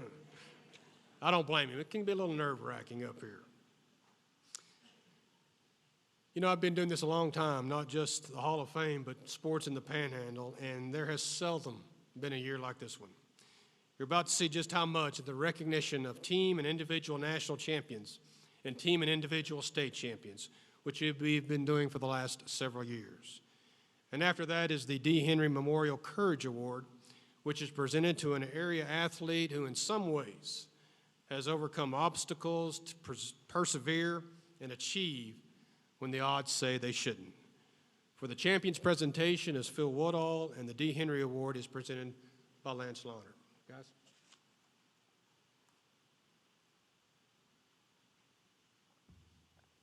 John Mark, I don't know if you just noticed, but Lamarcus just scored 2 more points. So while we were sitting here. Several years ago, the committee came up. We all had an idea about how to recognize the various state team champions and the also individual state champions, and we also added the national champions for West Texas A&M University or any of our junior colleges in the area.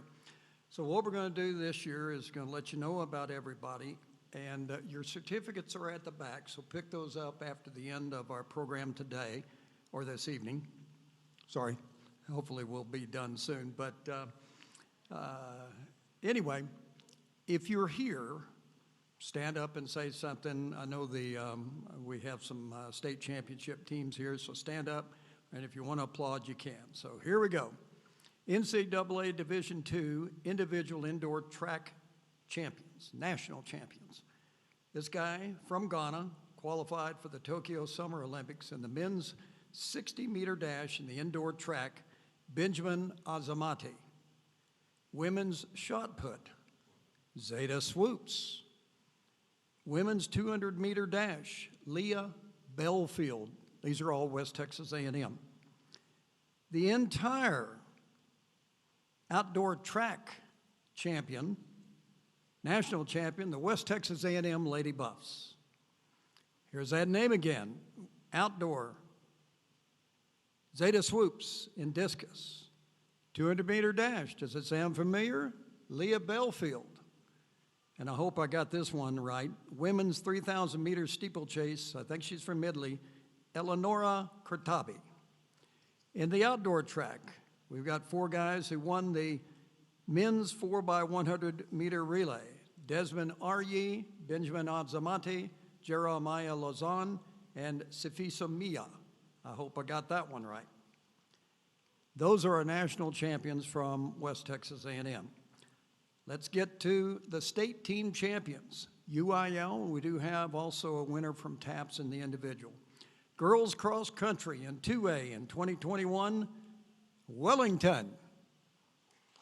There we go.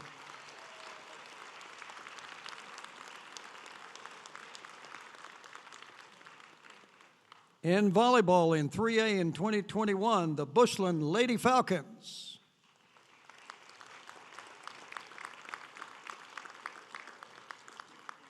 I know they're here because their rings blinded my eyes. In 2A Division II in 2021, the Stratford Oaks.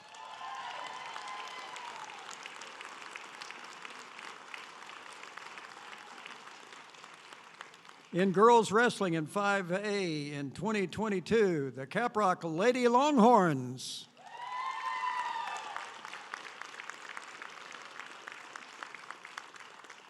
Tatiana promised me not to put me in a half Nelson. Thank you, Tatiana, I appreciate that.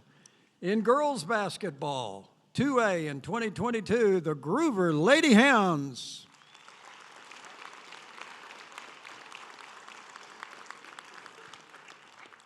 And they just scored another 2 points. In boys basketball in 2022, 2A, the Clarendon Broncos.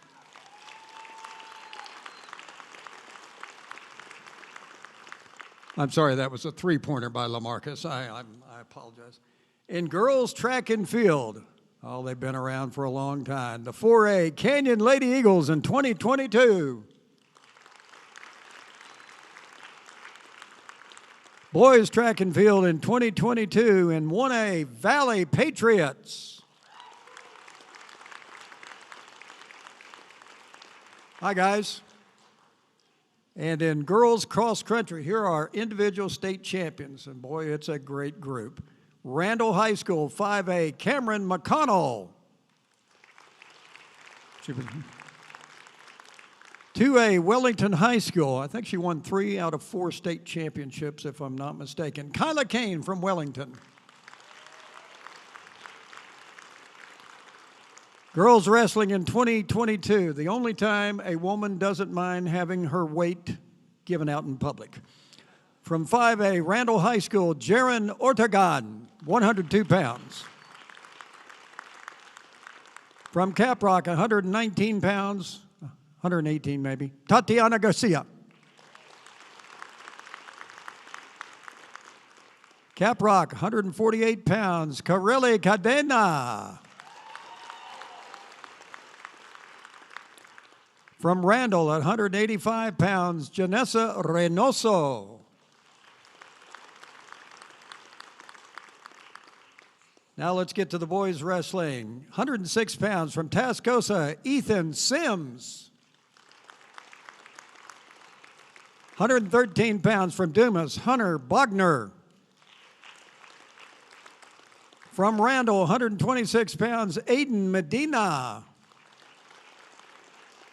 145 pounds from Dumas, Bronson Baxter. Let's get to girls tennis. Amarillo High, 5A girls singles, Eleanor Archer. From Miami, 1A girls singles, Emily Fink. It's on the girls tennis side. And mixed doubles, Ada Hereford and 4A, Kalinda Mason. In boys tennis, Amarillo High boys doubles, Taylor Vigil, and also from Amarillo High, Wade Bryant in boys doubles.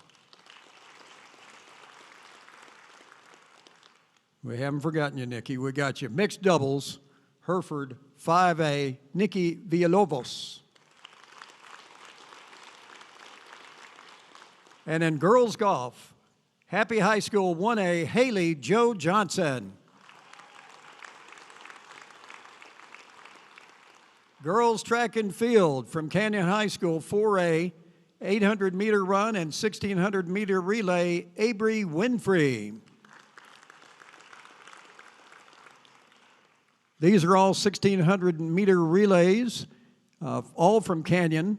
Brooklyn Kinsey, Thalia Solis, Whitney Williford, also as alternates on the team but did not run, Megan Pullen and Samara Ramirez.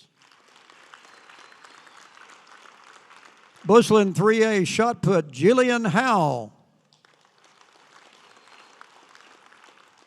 Kyla, get ready.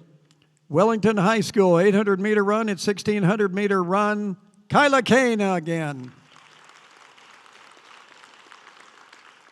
Let's keep going, girls track and field in the 200-meter dash, the 400-meter run, 1,600-meter relay from Panhandle, Mackie Land, sorry, my fault.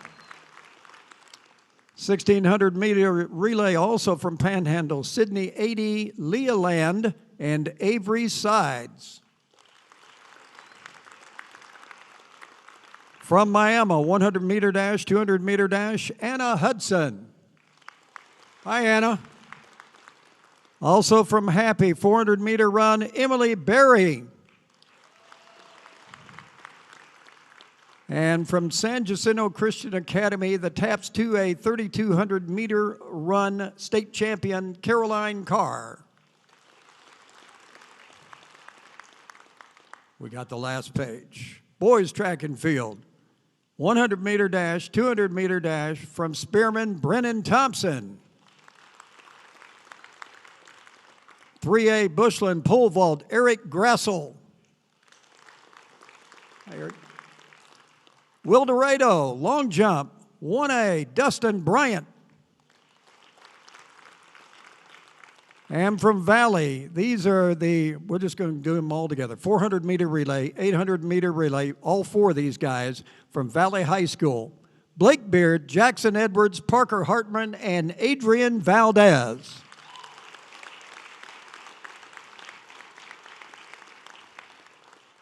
It's a lot of work, but we love doing it, and congratulations to all our national and state champions. Thank you very much.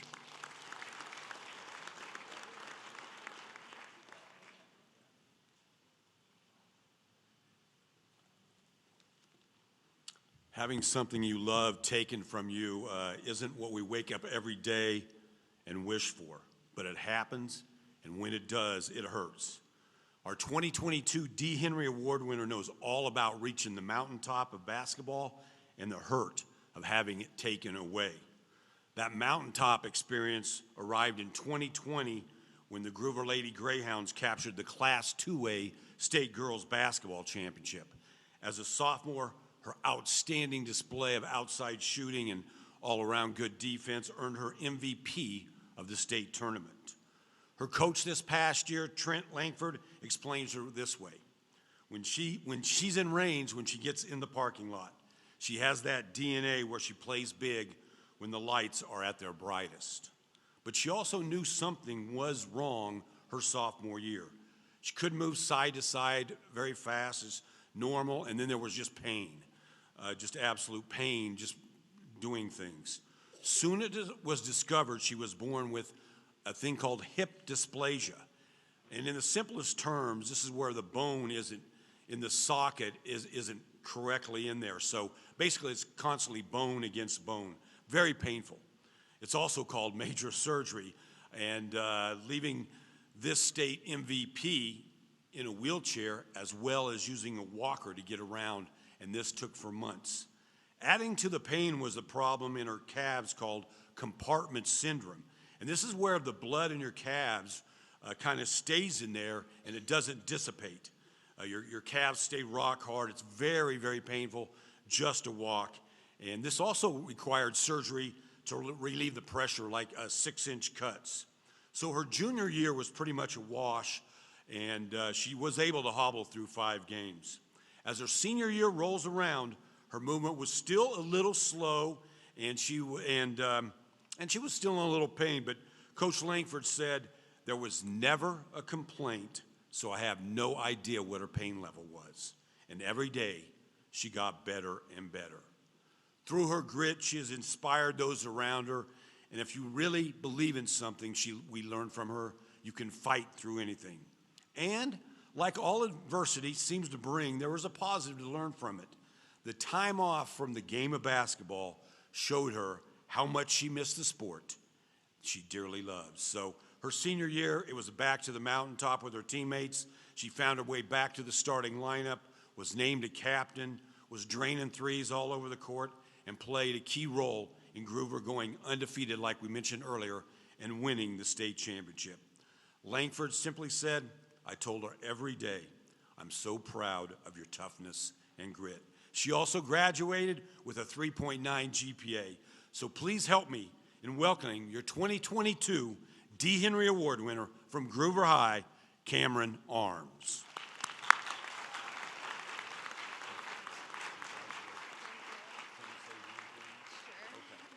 She is going to talk. Sorry. I just want to thank everyone for supporting me, and I can't thank the Groover community. It's a blessing to be from the Panhandle, and it's just no one knows it until they actually experience it. So before I get too emotional, I just want to say thank you, and yes, thanks.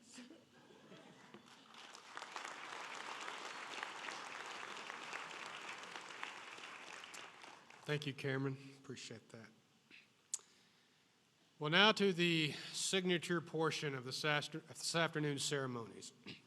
The addition of the newest class of 4 to the previous 63 classes into the Texas Panhandle Sports Hall of Fame. You know, there's something unique about the Panhandle, and if you've lived here for any length of time, you know that. Maybe it's the location. Maybe it's because we're often an afterthought of the bigger populations downstate. Maybe it's because we have to fight a lot harder to get what we deserve.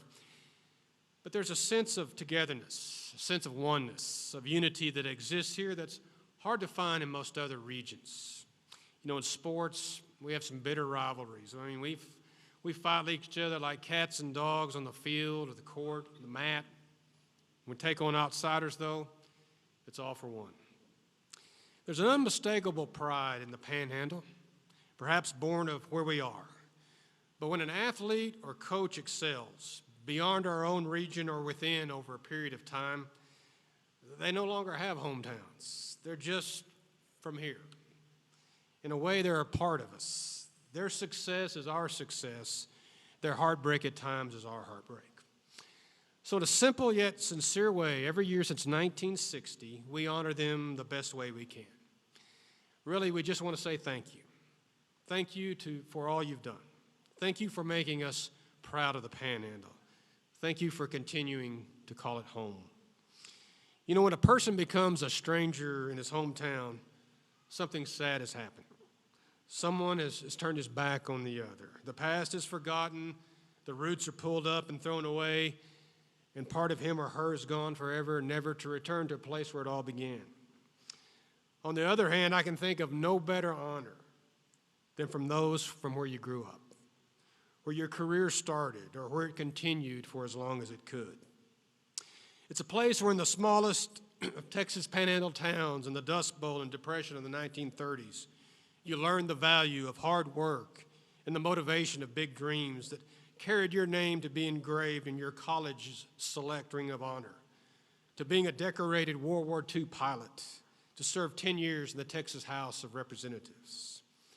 It's a place where a rambunctious boy went to the Maverick Club to learn the basics of tumbling, to Nard's gymnastics to learn trampoline, and then later diving, become a national champion, a renowned diver in international competitions, a coach of some of the greatest divers in history, and later a TV commentator and president of a national organization in the sport that he loved and made a career. It's a place where you began to play for Kids Incorporated because it was fun, and took that energy into junior high and high school, becoming the city's first truly dominant volleyball player on a dominant team, and later became her college's first woman to be named All-Conference 3 times. And it's a place where you grew up in a basketball-crazy town, learned the game at a young age, excelled in high school, and went on to establish himself as one of his college's top basketball players in the 1960s. To be honored by your hometown says a lot about you as an athlete and a coach, but it says so much more about you as a person. So let's get to it and install the 64th class in the Texas Panhandle Sports Hall of Fame. Elmer Tarbox was just a boy, the youngest of 4 children, when he moved with his parents, Jacob and Emma, across the border from Bishop, Oklahoma to Higgins, Texas in the Texas Panhandle. Well, Bishop isn't there anymore. Higgins barely is. They owned a dairy farm, which even during the start of the Depression in 1930 provided the family some income. People needed milk. Dairy farm, though, meant hard work, too, milking in the mornings and evenings. Elmer learned the value of work ethic at a young age. He was also a small-town boy, playing sports where he could in the organized catch-as-catch-can ways of the 1930s. Most of it was in the sandlots, and with the approaching Dust Bowl, there's plenty of sand. He played baseball, some basketball, and really enjoyed track, even though there was no track to run on. He was naturally fast, and his legs, his thighs and calves, they were massive for those days. Now, the Boone family were cattlemen in Higgins, and they had an affinity for this new college in Lubbock, Texas Tech, which was just 10 years old when Elmer Tarbox graduated from Higgins High School in 1935. The Boones offered the top 2 graduates of Higgins High School a scholarship to Tech for 1 year. Elmer, who graduated number 2 in his class, gladly accepted the offer. Otherwise, he couldn't afford college. Years later, his son Lee heard the story and asked him, "Dad, how many were in your Higgins High School graduating class?" 2, his dad told him. And it was said in such a way that had there been 3, history in the Tarbox family might be just a little different. At Tech, he and head coach Pete Cawthon crossed paths. Elmer was 6 feet and 185 pounds and could run like the South Plains wind. Cawthon thought he might have uncovered a jewel. Elmer was just hoping that he could eat free at the training table. Maybe this could be a win-win. He came out for the team. Now keep in mind, Elmer Tarbox had seen 1/2 of one football game in his life. And when he went to practice for the first time, it was the first time he'd ever put on pads. Well, let's just say Elmer Tarbox was a quick study. He would become quickly one of the best football players in Red Raider history from 1935 to 38. Like most at the time, he played both ways. He was a halfback and cornerback. By the time he was a senior, the legend of Elmer Tarbox was in full bloom. After all, this was somebody who asked permission, and it was granted by his head coach, to often fight in Golden Gloves boxing tournaments on a Friday night, the night before a game. Can you imagine? By his senior year in 1938, on a team that was 10-0 in the regular season, he was 7th in the nation in rushing and led the country in yards per catch while 10th in receiving yards. But it was on defense that he made his mark. His 11 interceptions in 1938 are still a school record for a season 83 years later. His 17 career interceptions are second all time. Elmer was named to the Pop Warner All-American team, was named the Wheaties cereal champion with more votes than Heisman Trophy winner Davey O'Brien of TCU, and was named the All-College Texas Football Player of the Year. He ended his career at Tech as the co-outstanding player of the 1939 Cotton Bowl. In 1963, he would be one of 4 Texans recognized on Sports Illustrated magazine's Silver Anniversary Squad. He was drafted number 18 overall by the Cleveland Browns in the fledgling NFL in 1939, but he turned that down because he could make more money at a Ford dealership in Lubbock. Yeah, times have changed. When World War II broke out in 1941, Elmer joined the Army Air Corps, flying missions with the Flying Tigers over the China, India, Burma sector. He would be awarded an Air Medal, a Silver Star, and received a Purple Heart after a Japanese bullet went through the cockpit, went through his left leg, went through his right leg, avoided major arteries and bones. Elmer's response, a co-pilot found the bullet, and Elmer put it in his pocket. Elmer Tarbox later spent time as a business leader, working in the car business in Lubbock. He opened the first drive-in movie theater in the city. It was a successful innovator of Elmer's leg weights, which were sold across the country. Beginning in 1966, he served 10 years in the Texas State House of Representatives. While in the legislature, he was instrumental in helping establish the Texas Tech School of Law and Health Science Center, and founded the Tarbox Parkinson's Disease Institute at Tech in 1972. He contracted that disease in the 1960s and lived with that until his death at age 81 in 1987. Just last fall, his name now appears prominently at Jones Stadium at Tech in the school's football Ring of Honor, only the 7th player in history to receive such recognition, though 3 are now from the Panhandle. Accepting posthumously is his son, Lee Tarbox, for the 193rd member of the Texas Panhandle Hall of Fame, from Higgins, from Texas Tech, Mr. Elmer Tarbox. Lee, thank you very much. Congratulations.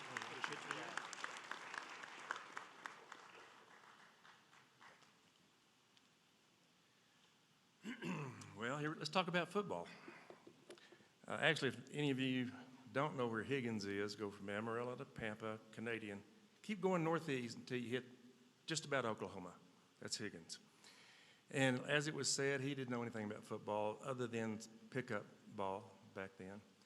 And a lot of things that were just said were something we really didn't know so much growing up. And unfortunately, you learn after the fact, after they passed, that just go, my goodness, this just goes on and on. So I'll get to basically one of the things about Dad that I think was most interesting. As a running back, like I say, he's about my size. He wasn't that big, but he was so fast that the coaches finally found his groove, and he just started setting records. And also, as a cornerback, he was also so fast, he could outrun most of the receivers. And so he'd snag the ball, make an interception, go back the other way. That's all fine and good. And then he made so many touchdowns per game. It's a great thing. But when he finally retired, and we're still working on this, his rushing records, there's 3 of them that we know of, and there's more, trust me, that added up collectively, like 1, 2, and 3, to 80 years. Then he had most touchdowns per game, and that was broken in 1978. That's another 40 years of records, cumulative records. And then we have to bring the defensive record that he holds, which is 84 years, and tomorrow will be another day. It's just going on and on and on. So if you take the 80, 40, and the 84, you're looking at 204 years of records. One person played football the first time when he walked on at Texas Tech. And that's one of the things that we're so proud of, to be part of this organization, because everything from the day he was born, for example, on the dairy business, if you weren't in church or in school, you're doing your chores. Once all the chores were done, then you can go play. And that's the Panhandle way of doing things. We all know that. And he applied that to his whole life and everything he did. So basically, on behalf of Dad, my family over here to the left, sincerely want to thank you for bringing Dad into this wonderful organization. Thank you very much.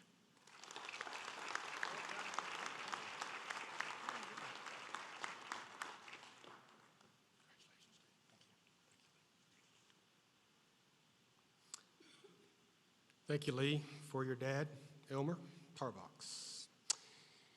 You know, depending on who you might have talked to at the time, Steve McFarland was either blessed or cursed with abundance of youthful energy as a young boy growing up in Amarillo in the 1950s and 60s.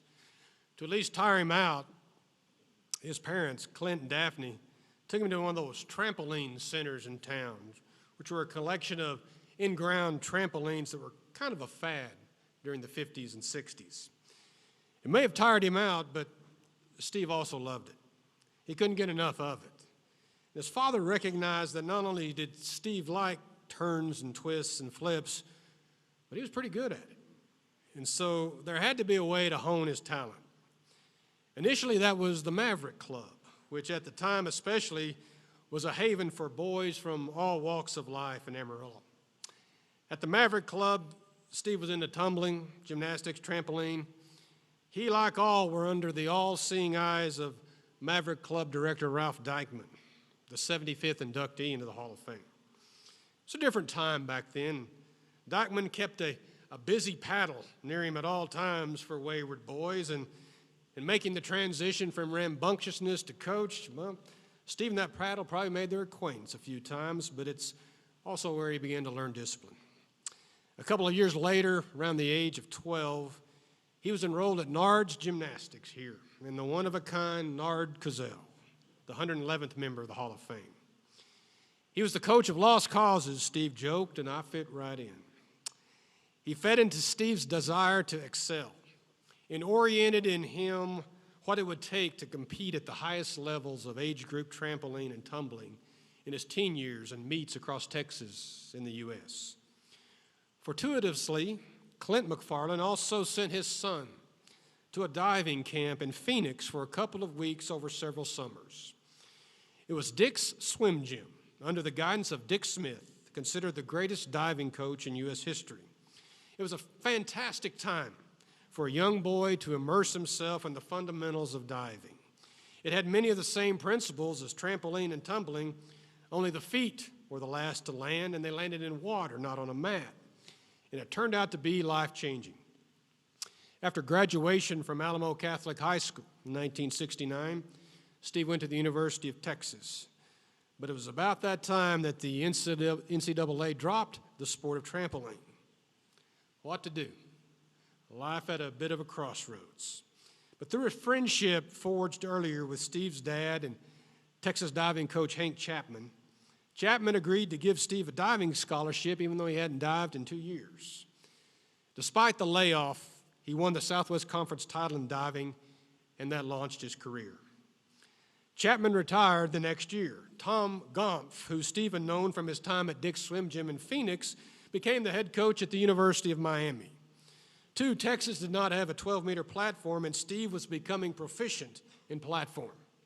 So he transferred to Miami, and that accelerated his career.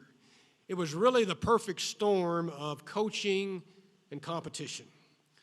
Among his highlights were 2 AAU national championships in platform diving in 1973 and 74, and 2 bronze medals at the World University Games in 1974. He was 6th in the U.S. Olympic trials in 1976. In the summers during that time, he began to coach at Miami. He liked it, was good enough to be an assistant in 1977, and was head coach from 1978 to 84. Among his divers was 1976 Olympic gold medalist Phil Boggs. Perhaps the greatest diver in history, Greg Louganis, who won 4 golds at the 1984 and 88 Olympics. He also coached 4 other NCAA All-Americans. His passion for diving took him in many directions. As Steve would say, so many things happened in my life unexpectedly. NBC had gotten the Olympics from ABC in 1988, and they wanted to kind of have a clean slate of announcers. It was recommended that Steve audition in New York for a diving commentating job. He got it. He was a TV color commentator for the sport at various events from 1988 to 2005 with NBC, where he worked in 88 and 92 Olympics, with ESPN, TBS, Outdoor Life, and HDTV Net. Steve was an Olympic diving judge in the 2000 and 2004 Olympics in Sydney and Athens. He has been a top administrator in the sport, first as a vice president for USA Diving, and then as president of the sport's top organization from 1994 to 98. Beginning in 2013 until his retirement last year, Steve was the chairman and CEO of Duraflex International Corporation, a manufacturer and developer of diving products. He and his wife, Beth, herself a former diver, have 2 adult sons. Steve is already a member of the Acrobatic Hall of Fame, and next April, he will be inducted into the Texas Swimming and Diving Hall of Fame. But sandwiched between these 2 is this one, the 194th member of the Panhandle Sports Hall of Fame, from the University of Miami, now Lake St. Louis, Missouri, but before all of that, from Amarillo, Mr. Steve McFarland. Steve, congratulations. Thank you. It's all yours. Wow. Who was that guy you introduced? First of all, congratulations to all the coaches and the athletes and the teams. It's an extraordinary group, an extraordinary opportunity to be recognized for your talents, and I applaud you all. This is a bit of a homecoming for me. Oh, it's more than that. It's a high school reunion, too. We've been able to sit around and tell tall stories with some of my high school friends who are here. And it has given me an opportunity to reflect on a lot of things. The Panhandle is an incredible place to grow up. It has, there's something in the land. My father was a farmer, and so he understood about the perseverance that's needed to be a farmer. And he instilled that in me. And also resilience. There were many summers when his cotton crop was hailed out, and he had nothing left but to hope for the next one. And the thing that he saw in me as I was a trampolinist was an encouragement really to be a good sport, to be humble in victory and be gracious, and to be kind when I was not so successful. And I found those qualities to be natural to me. I really didn't know that they didn't exist outside of the Panhandle. And I'm here to tell you they don't necessarily exist elsewhere. This is an extraordinary place. The other thing that I learned in this Panhandle of Texas is to really trust in God's plan. And that was really put to the test for me. As a high school senior, like a lot of you folks here today, I was a trampolinist, and I had been one since I was 12 years old at Nard Cazell, because that's what you did. And what Nard's best trampolinists did was they went to the University of Michigan, and that's where I was going. I had discussions with the gymnastics coach there. He was willing to give me a scholarship. I was headed to be a Wolverine and follow in the footsteps of David Jacobs and Ronnie Munn and some of the best trampolinists. I hoped to be like them. Well, the NCAA decides my senior year in high school that trampoline was too dangerous, and they removed it from the gymnastics program on the NCAA level. So all of a sudden, I was without the passion and the love of my sport. And so trusting in a plan that was now a new plan was hard for me. My father contacted Hank Chapman at Texas, and he was willing to give me a chance, having remembered me as an age group diver from Texas. So all of a sudden, a guy who was a trampolinist is now a diver. And I suppose I should have been a diver all along, because it led me to 9 Olympic Games. And I had an entire experience, a breadth of experience in the sport of diving that has been incredibly fulfilling and has led me to marry my wife, who was a diver, and my son Phil is here today, and Scott, who's making diving boards at our diving board company, couldn't make it. So this was an amazing experience for me. But when I was a senior in high school, I had to remember that my dad said, you know what, you need to trust the process. There's a process to everything. Keep your head down and go get them. Well, I was a big outsider in the sport of diving, and I think that comes from the Panhandle too. You know, a lot of us from the Panhandle, we go to Dallas and Houston, and all of a sudden we feel a little kind of out of place, maybe thinking that others have more opportunity in those places than we do. But you learn that there is something extraordinary here. And I've come back home and I've seen it again.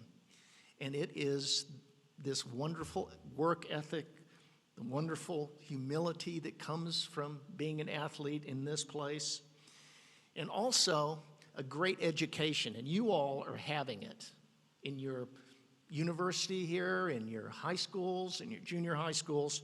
Mine was in Catholic education. It started at St. Mary's Academy and went to Alamo Catholic High School. And it was 2 things there that I learned that really impacted me in my journey. The first was to remember to give back. Remember to contribute to those less fortunate than you, and try to leave something better than what you found it. And so a sense of service was part of my Catholic school upbringing. And the other one, the one that really hit me in the heart, was that God was in control. It wasn't me. My plan went out the window, and I was set on a course that led me to this podium today. And that was not my plan, but I'm really glad God had one for me. So to be home now again, it has been such a joy reconnecting with friends.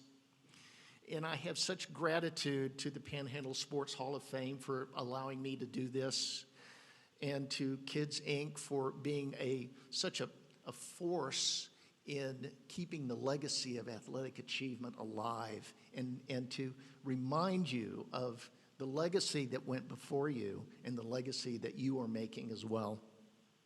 I want to thank my father, Clint. I want to thank Nard. And I want to thank one very special person who, honestly, I wouldn't be here today if it weren't for her. One of my high school friends, Kathy Vay, has been a supporter of mine, has followed my career, and has written many letters and phone calls to the sports columnists across the street here at the Globe. And I think finally she wore them down. So Kathy Vay, thank you very much for everything that you did to get me here. I appreciate it very much. Thank you.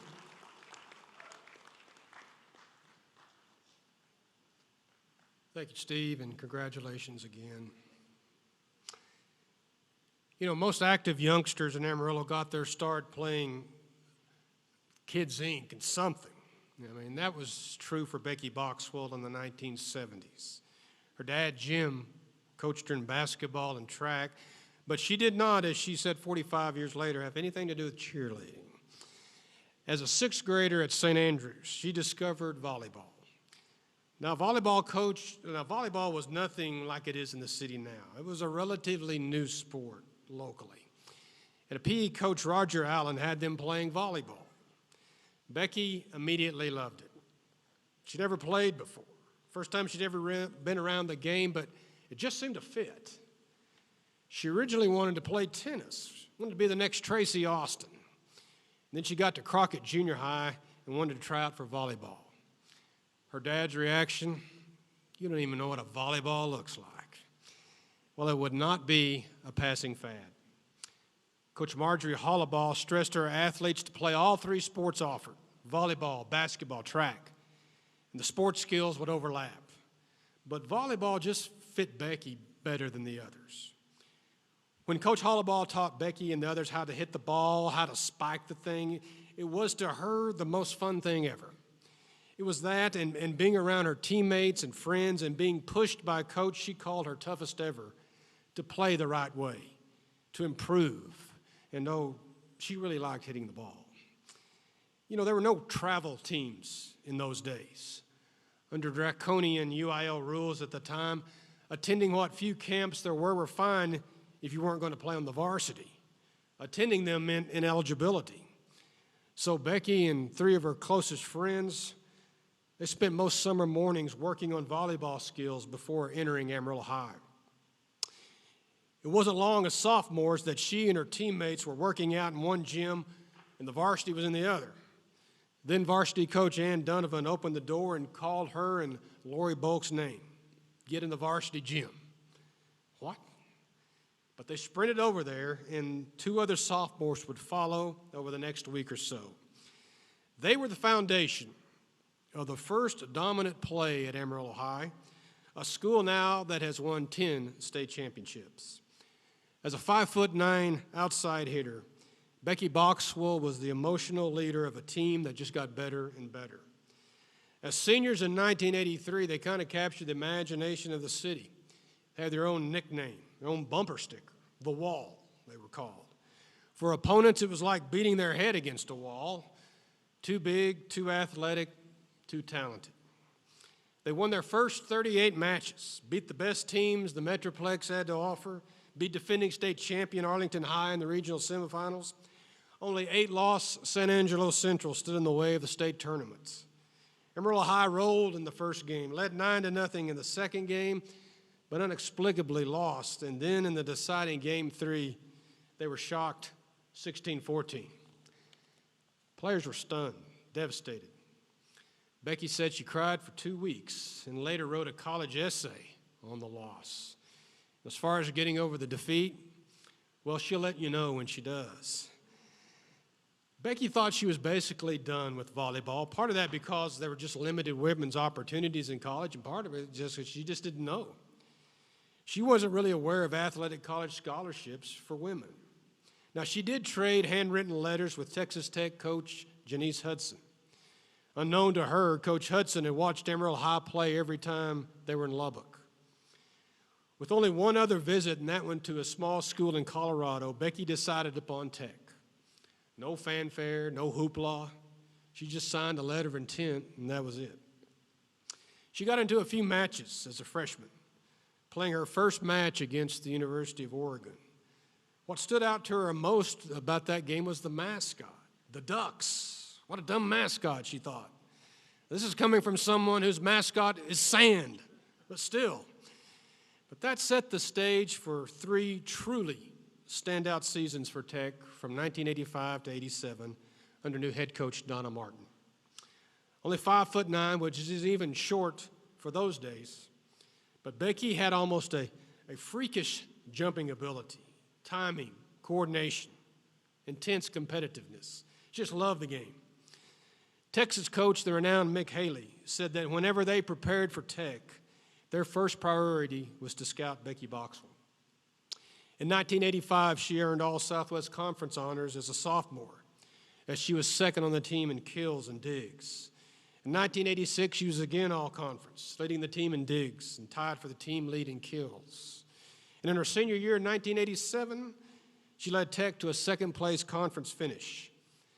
Becky set a single-season mark for kills that stood for 9 more years. She was second on the team in digs, was all-conference for her third year, and the first Lady Red Raider ever to be named to the NCAA's All-Region team. She called it the best 4 years of her life. In 2005, she was named to Texas Tech's Athletic Hall of Fame. While at Tech, she met and later married Jay McElraith. They have made Amarillo their home for some time with 2 grown children, Thomas and Marnie. The 195th member of the Panhandle Sports Hall of Fame from Amarillo High and Texas Tech, Miss Becky Boxwell McElraith. Becky, congratulations. Thank you. That was Just very enjoy nice. the moment. That doesn't even sound like my life anymore, but I guess it was. I also want to congratulate all the honorees today. You all have done some amazing things, and you should be proud, and you so deserve the honor. Herb Brooks, coach of the 1980 U.S. Olympic hockey team, once said, "Great moments are born from great opportunity." Being here today is truly a great moment for me. What a privilege it is to be inducted into the Panhandle Sports Hall of Fame. John Mark asked me which moments of my volleyball career stand out the most for me. That's a tough question because there is not really one moment that stands out. For me, it has always been the game, the competition, the teammates, the coaches, and my family that had given me so many incredible moments. From the moment I picked up a volleyball in the parish hall at St. Andrews, I knew volleyball was special to me.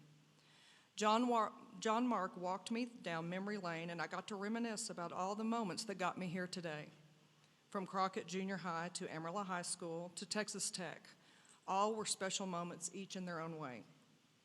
I have plenty of stories to tell about my volleyball career that I could share, but I don't want to tell my stories. What I want to do is thank all of the people who've made volleyball such a wonderful opportunity.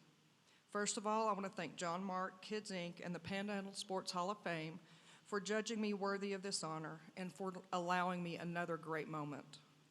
I want to thank my parents for their unconditional support. They endured years of practicing my spike by approaching each doorway in our house as if it were a net. I'm sure my handprints are still at the top of the doors. They endured my obsession with practicing, my mood when things weren't going well, and my elation when they were. I want to thank my friends and teammates from all rotations of life and the coaches who pushed me to work hard and to never give up.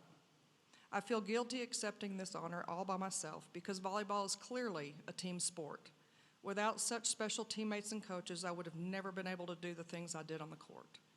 And finally, I want to thank Lance Launer for writing such great articles that put high school volleyball on the map in the Panhandle, and also for giving our Amarillo High School team the name The Wall. Volleyball and competition have been such an integral part of my life. For better or worse, it has shaped me as a person, a professional, a mother, a wife, and a friend. I still can't believe that I'm being honored for playing a game I simply loved. Volleyball has given me more joy and more opportunities over the years, and I'm just humbled to be recognized for that.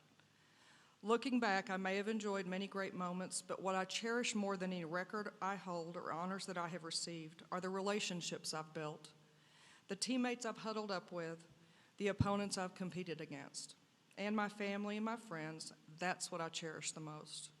Today, my great moments are watching my children, Thomas and Marnie, chase their dreams, and I pray that they continue to find great opportunities and great moments. With passion, dedication, and hard work, great moments seem to find you whether you're expecting them or not. Thank you. I will remember this for the rest of my life.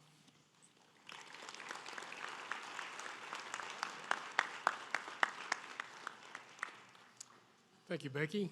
Congratulations again. Wayne Crease was the son of the oil field. He was born in Southern California in 1945, but his dad, Leslie Crease, made his way to the Texas Panhandle in the early 1950s to serve the oil patches around Pampa and Borger with his own trucking company. Only son Wayne had some talent for sports at a young age, playing whatever was in season in the small oil company town of Skellytown near White Deer. As Wayne got older, his father saw his opportunities and competition were limited in Skellytown. So he moved about 25 miles to Pampa. Turned out to be a very beneficial move. Pampa was a sports-crazy town in their era. In the 1950s, the Harvesters basketball team under Coach Clifton McNeely won state championships in the state's highest classification in back-to-back years twice, 52-53, 58-59. Wayne excelled as a third baseman on the baseball team. He was also adept at basketball. Now, Pampa was churning out athletes like it was an assembly line in those days, and Wayne's skill as a ball handler and shooter moved him to the top of the line. He was a 2-year starter at guard for the Harvesters from 61 to 63. There was something in the water in Pampa in those early 1960s. On the 62-63 team, his senior season, also starting for the Harvesters were Randy Matson, who would only go on to become an Olympic gold medalist and world record holder in the shot put, and Kenny Hebert, a future All-American wide receiver at the University of Houston. Wayne led the Harvesters that year to an unbeaten regular season and 29-1 record by averaging 19.9 points and was the district MVP. He thought his best sport, though, was baseball, but there were more college opportunities in basketball. So when Coach Johnny Swaim of TCU offered him a basketball scholarship in 1963, he jumped at the chance. After a year on the freshman team in 1964, Wayne was a fixture for the Frogs for the next 3 years. He averaged in double figures over the next 68 games. As a sophomore, he averaged 14.7 points. As a junior, he upped his production to 15.7 points and was voted first team All-Southwest Conference as a point guard by the Dallas Morning News. In 1966, he was also TCU's MVP, the first of 2 MVPs. And as a senior, he averaged 13.8 points and shot 85% from the free throw line, which was third in the country. He finished with over 1,000 career points, 1,002 to be exact, and ranks 5th all-time at TCU in free throw percentage at 81%. Now, Wayne went to TCU for more than just to play basketball, and his pursuit of his studies would be a springboard that would serve him well for the next 50 years. In 1967, he graduated from TCU with the Bachelor's of Business Administration from the Neely School of Business, where he was selected as the outstanding marketing student. He taught marketing for a while at Oklahoma State while pursuing his MBA, but didn't finish because he was accepted to the University of Texas Law School. He got his Doctor of Jurisprudence degree from Texas in 1971 and worked for several years as a legislative assistant to the Texas Trial Lawyers Association. But like his father, oil was in his blood. He left the legal profession to chase his oil field dreams. He was at first a wildcatter, but most of his career was as an innovative entrepreneur with the latest in oil field technologies that included skid-mounted refineries to convert well-site natural gas into methanol and the use of lasers to detect oil and gas deposits. His career had him living in both Midland and Fort Worth. Wayne was considered for induction through the Legends Committee of the Hall of Fame, which considers those whose playing career was at least, or coaching career was at least 50 years ago. Mr. Crease died at age 74, just a little more than 3 years ago, in May of 2019. Accepting is his son, Les Crease of Fort Worth, for the 196th member of the Panhandle Sports Hall of Fame from Pampa and TCU, Mr. Wayne Crease. Les, thank you so much for being here. Thank you.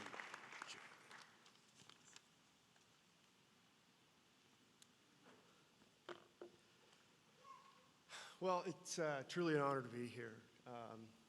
I really cannot thank you enough. The Panhandle Sports Hall of Fame, John, Mark, Phil, thank you for what you did to, allow my father to get this recognition. I can assure you that if he was here, he would be truly humbled, and he would really appreciate it. So thank you very much.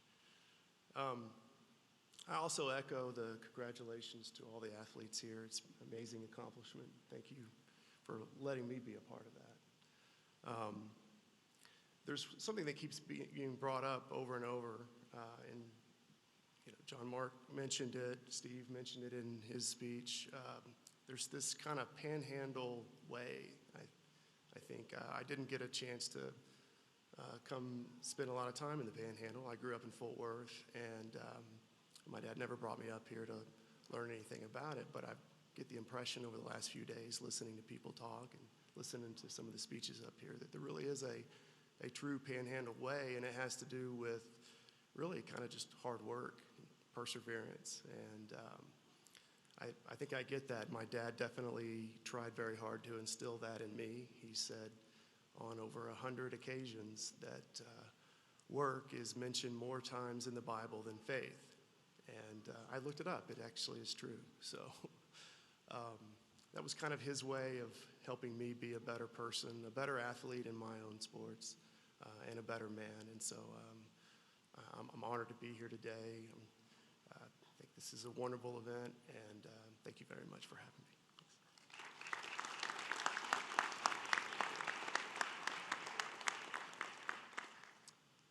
Well, I know you've been applauding for more than 2 hours, but I hope you have one more left in you to acknowledge the 2022 class into the Panhandle Sports Hall of Fame.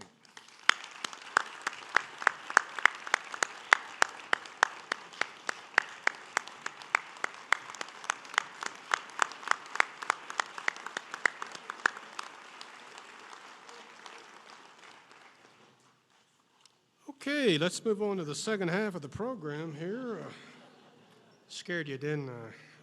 Before we close, a couple of quick thank yous and a couple of comments. First of all, again, this bears repeating. These ceremonies could not be close to what they are today if not for the work of Stacy Knight and Kiva Bell of Kids Inc. We'd probably be in a parking lot somewhere throwing out awards out of the back of a truck if not for them. They have done an incredible amount of work and heavy lifting to make this possible. They have a day job too, so salute to them.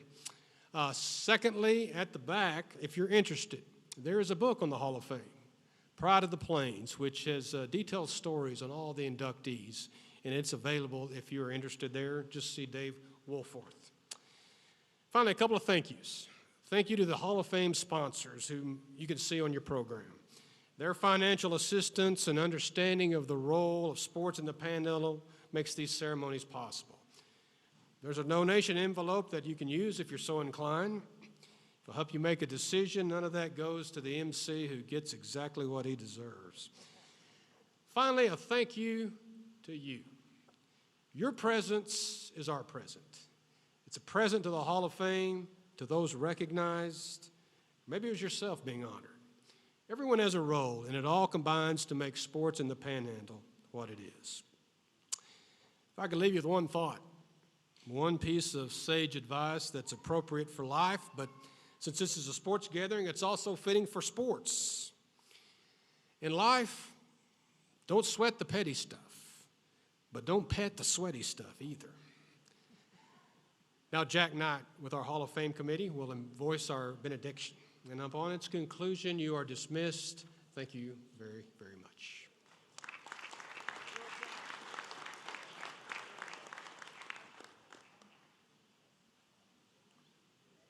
Would you please stand for the benediction?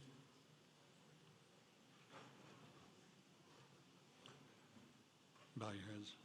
I want to thank you, Lord, for your presence with us today, and we thank you for the time we've had here this afternoon to recognize the outstanding accomplishments of these players, the coaches, and the teams. Lord, we ask that you bless each person who took the time together here today, and for those who spent many hours putting this together and taking part in this ceremony. We ask for your guidance and we ask for your protection as we leave here and go to our homes this afternoon. And we ask for your continued protection for our military troops here at home and abroad, and also our local national leaders. And now may the Lord be with all of you. Amen.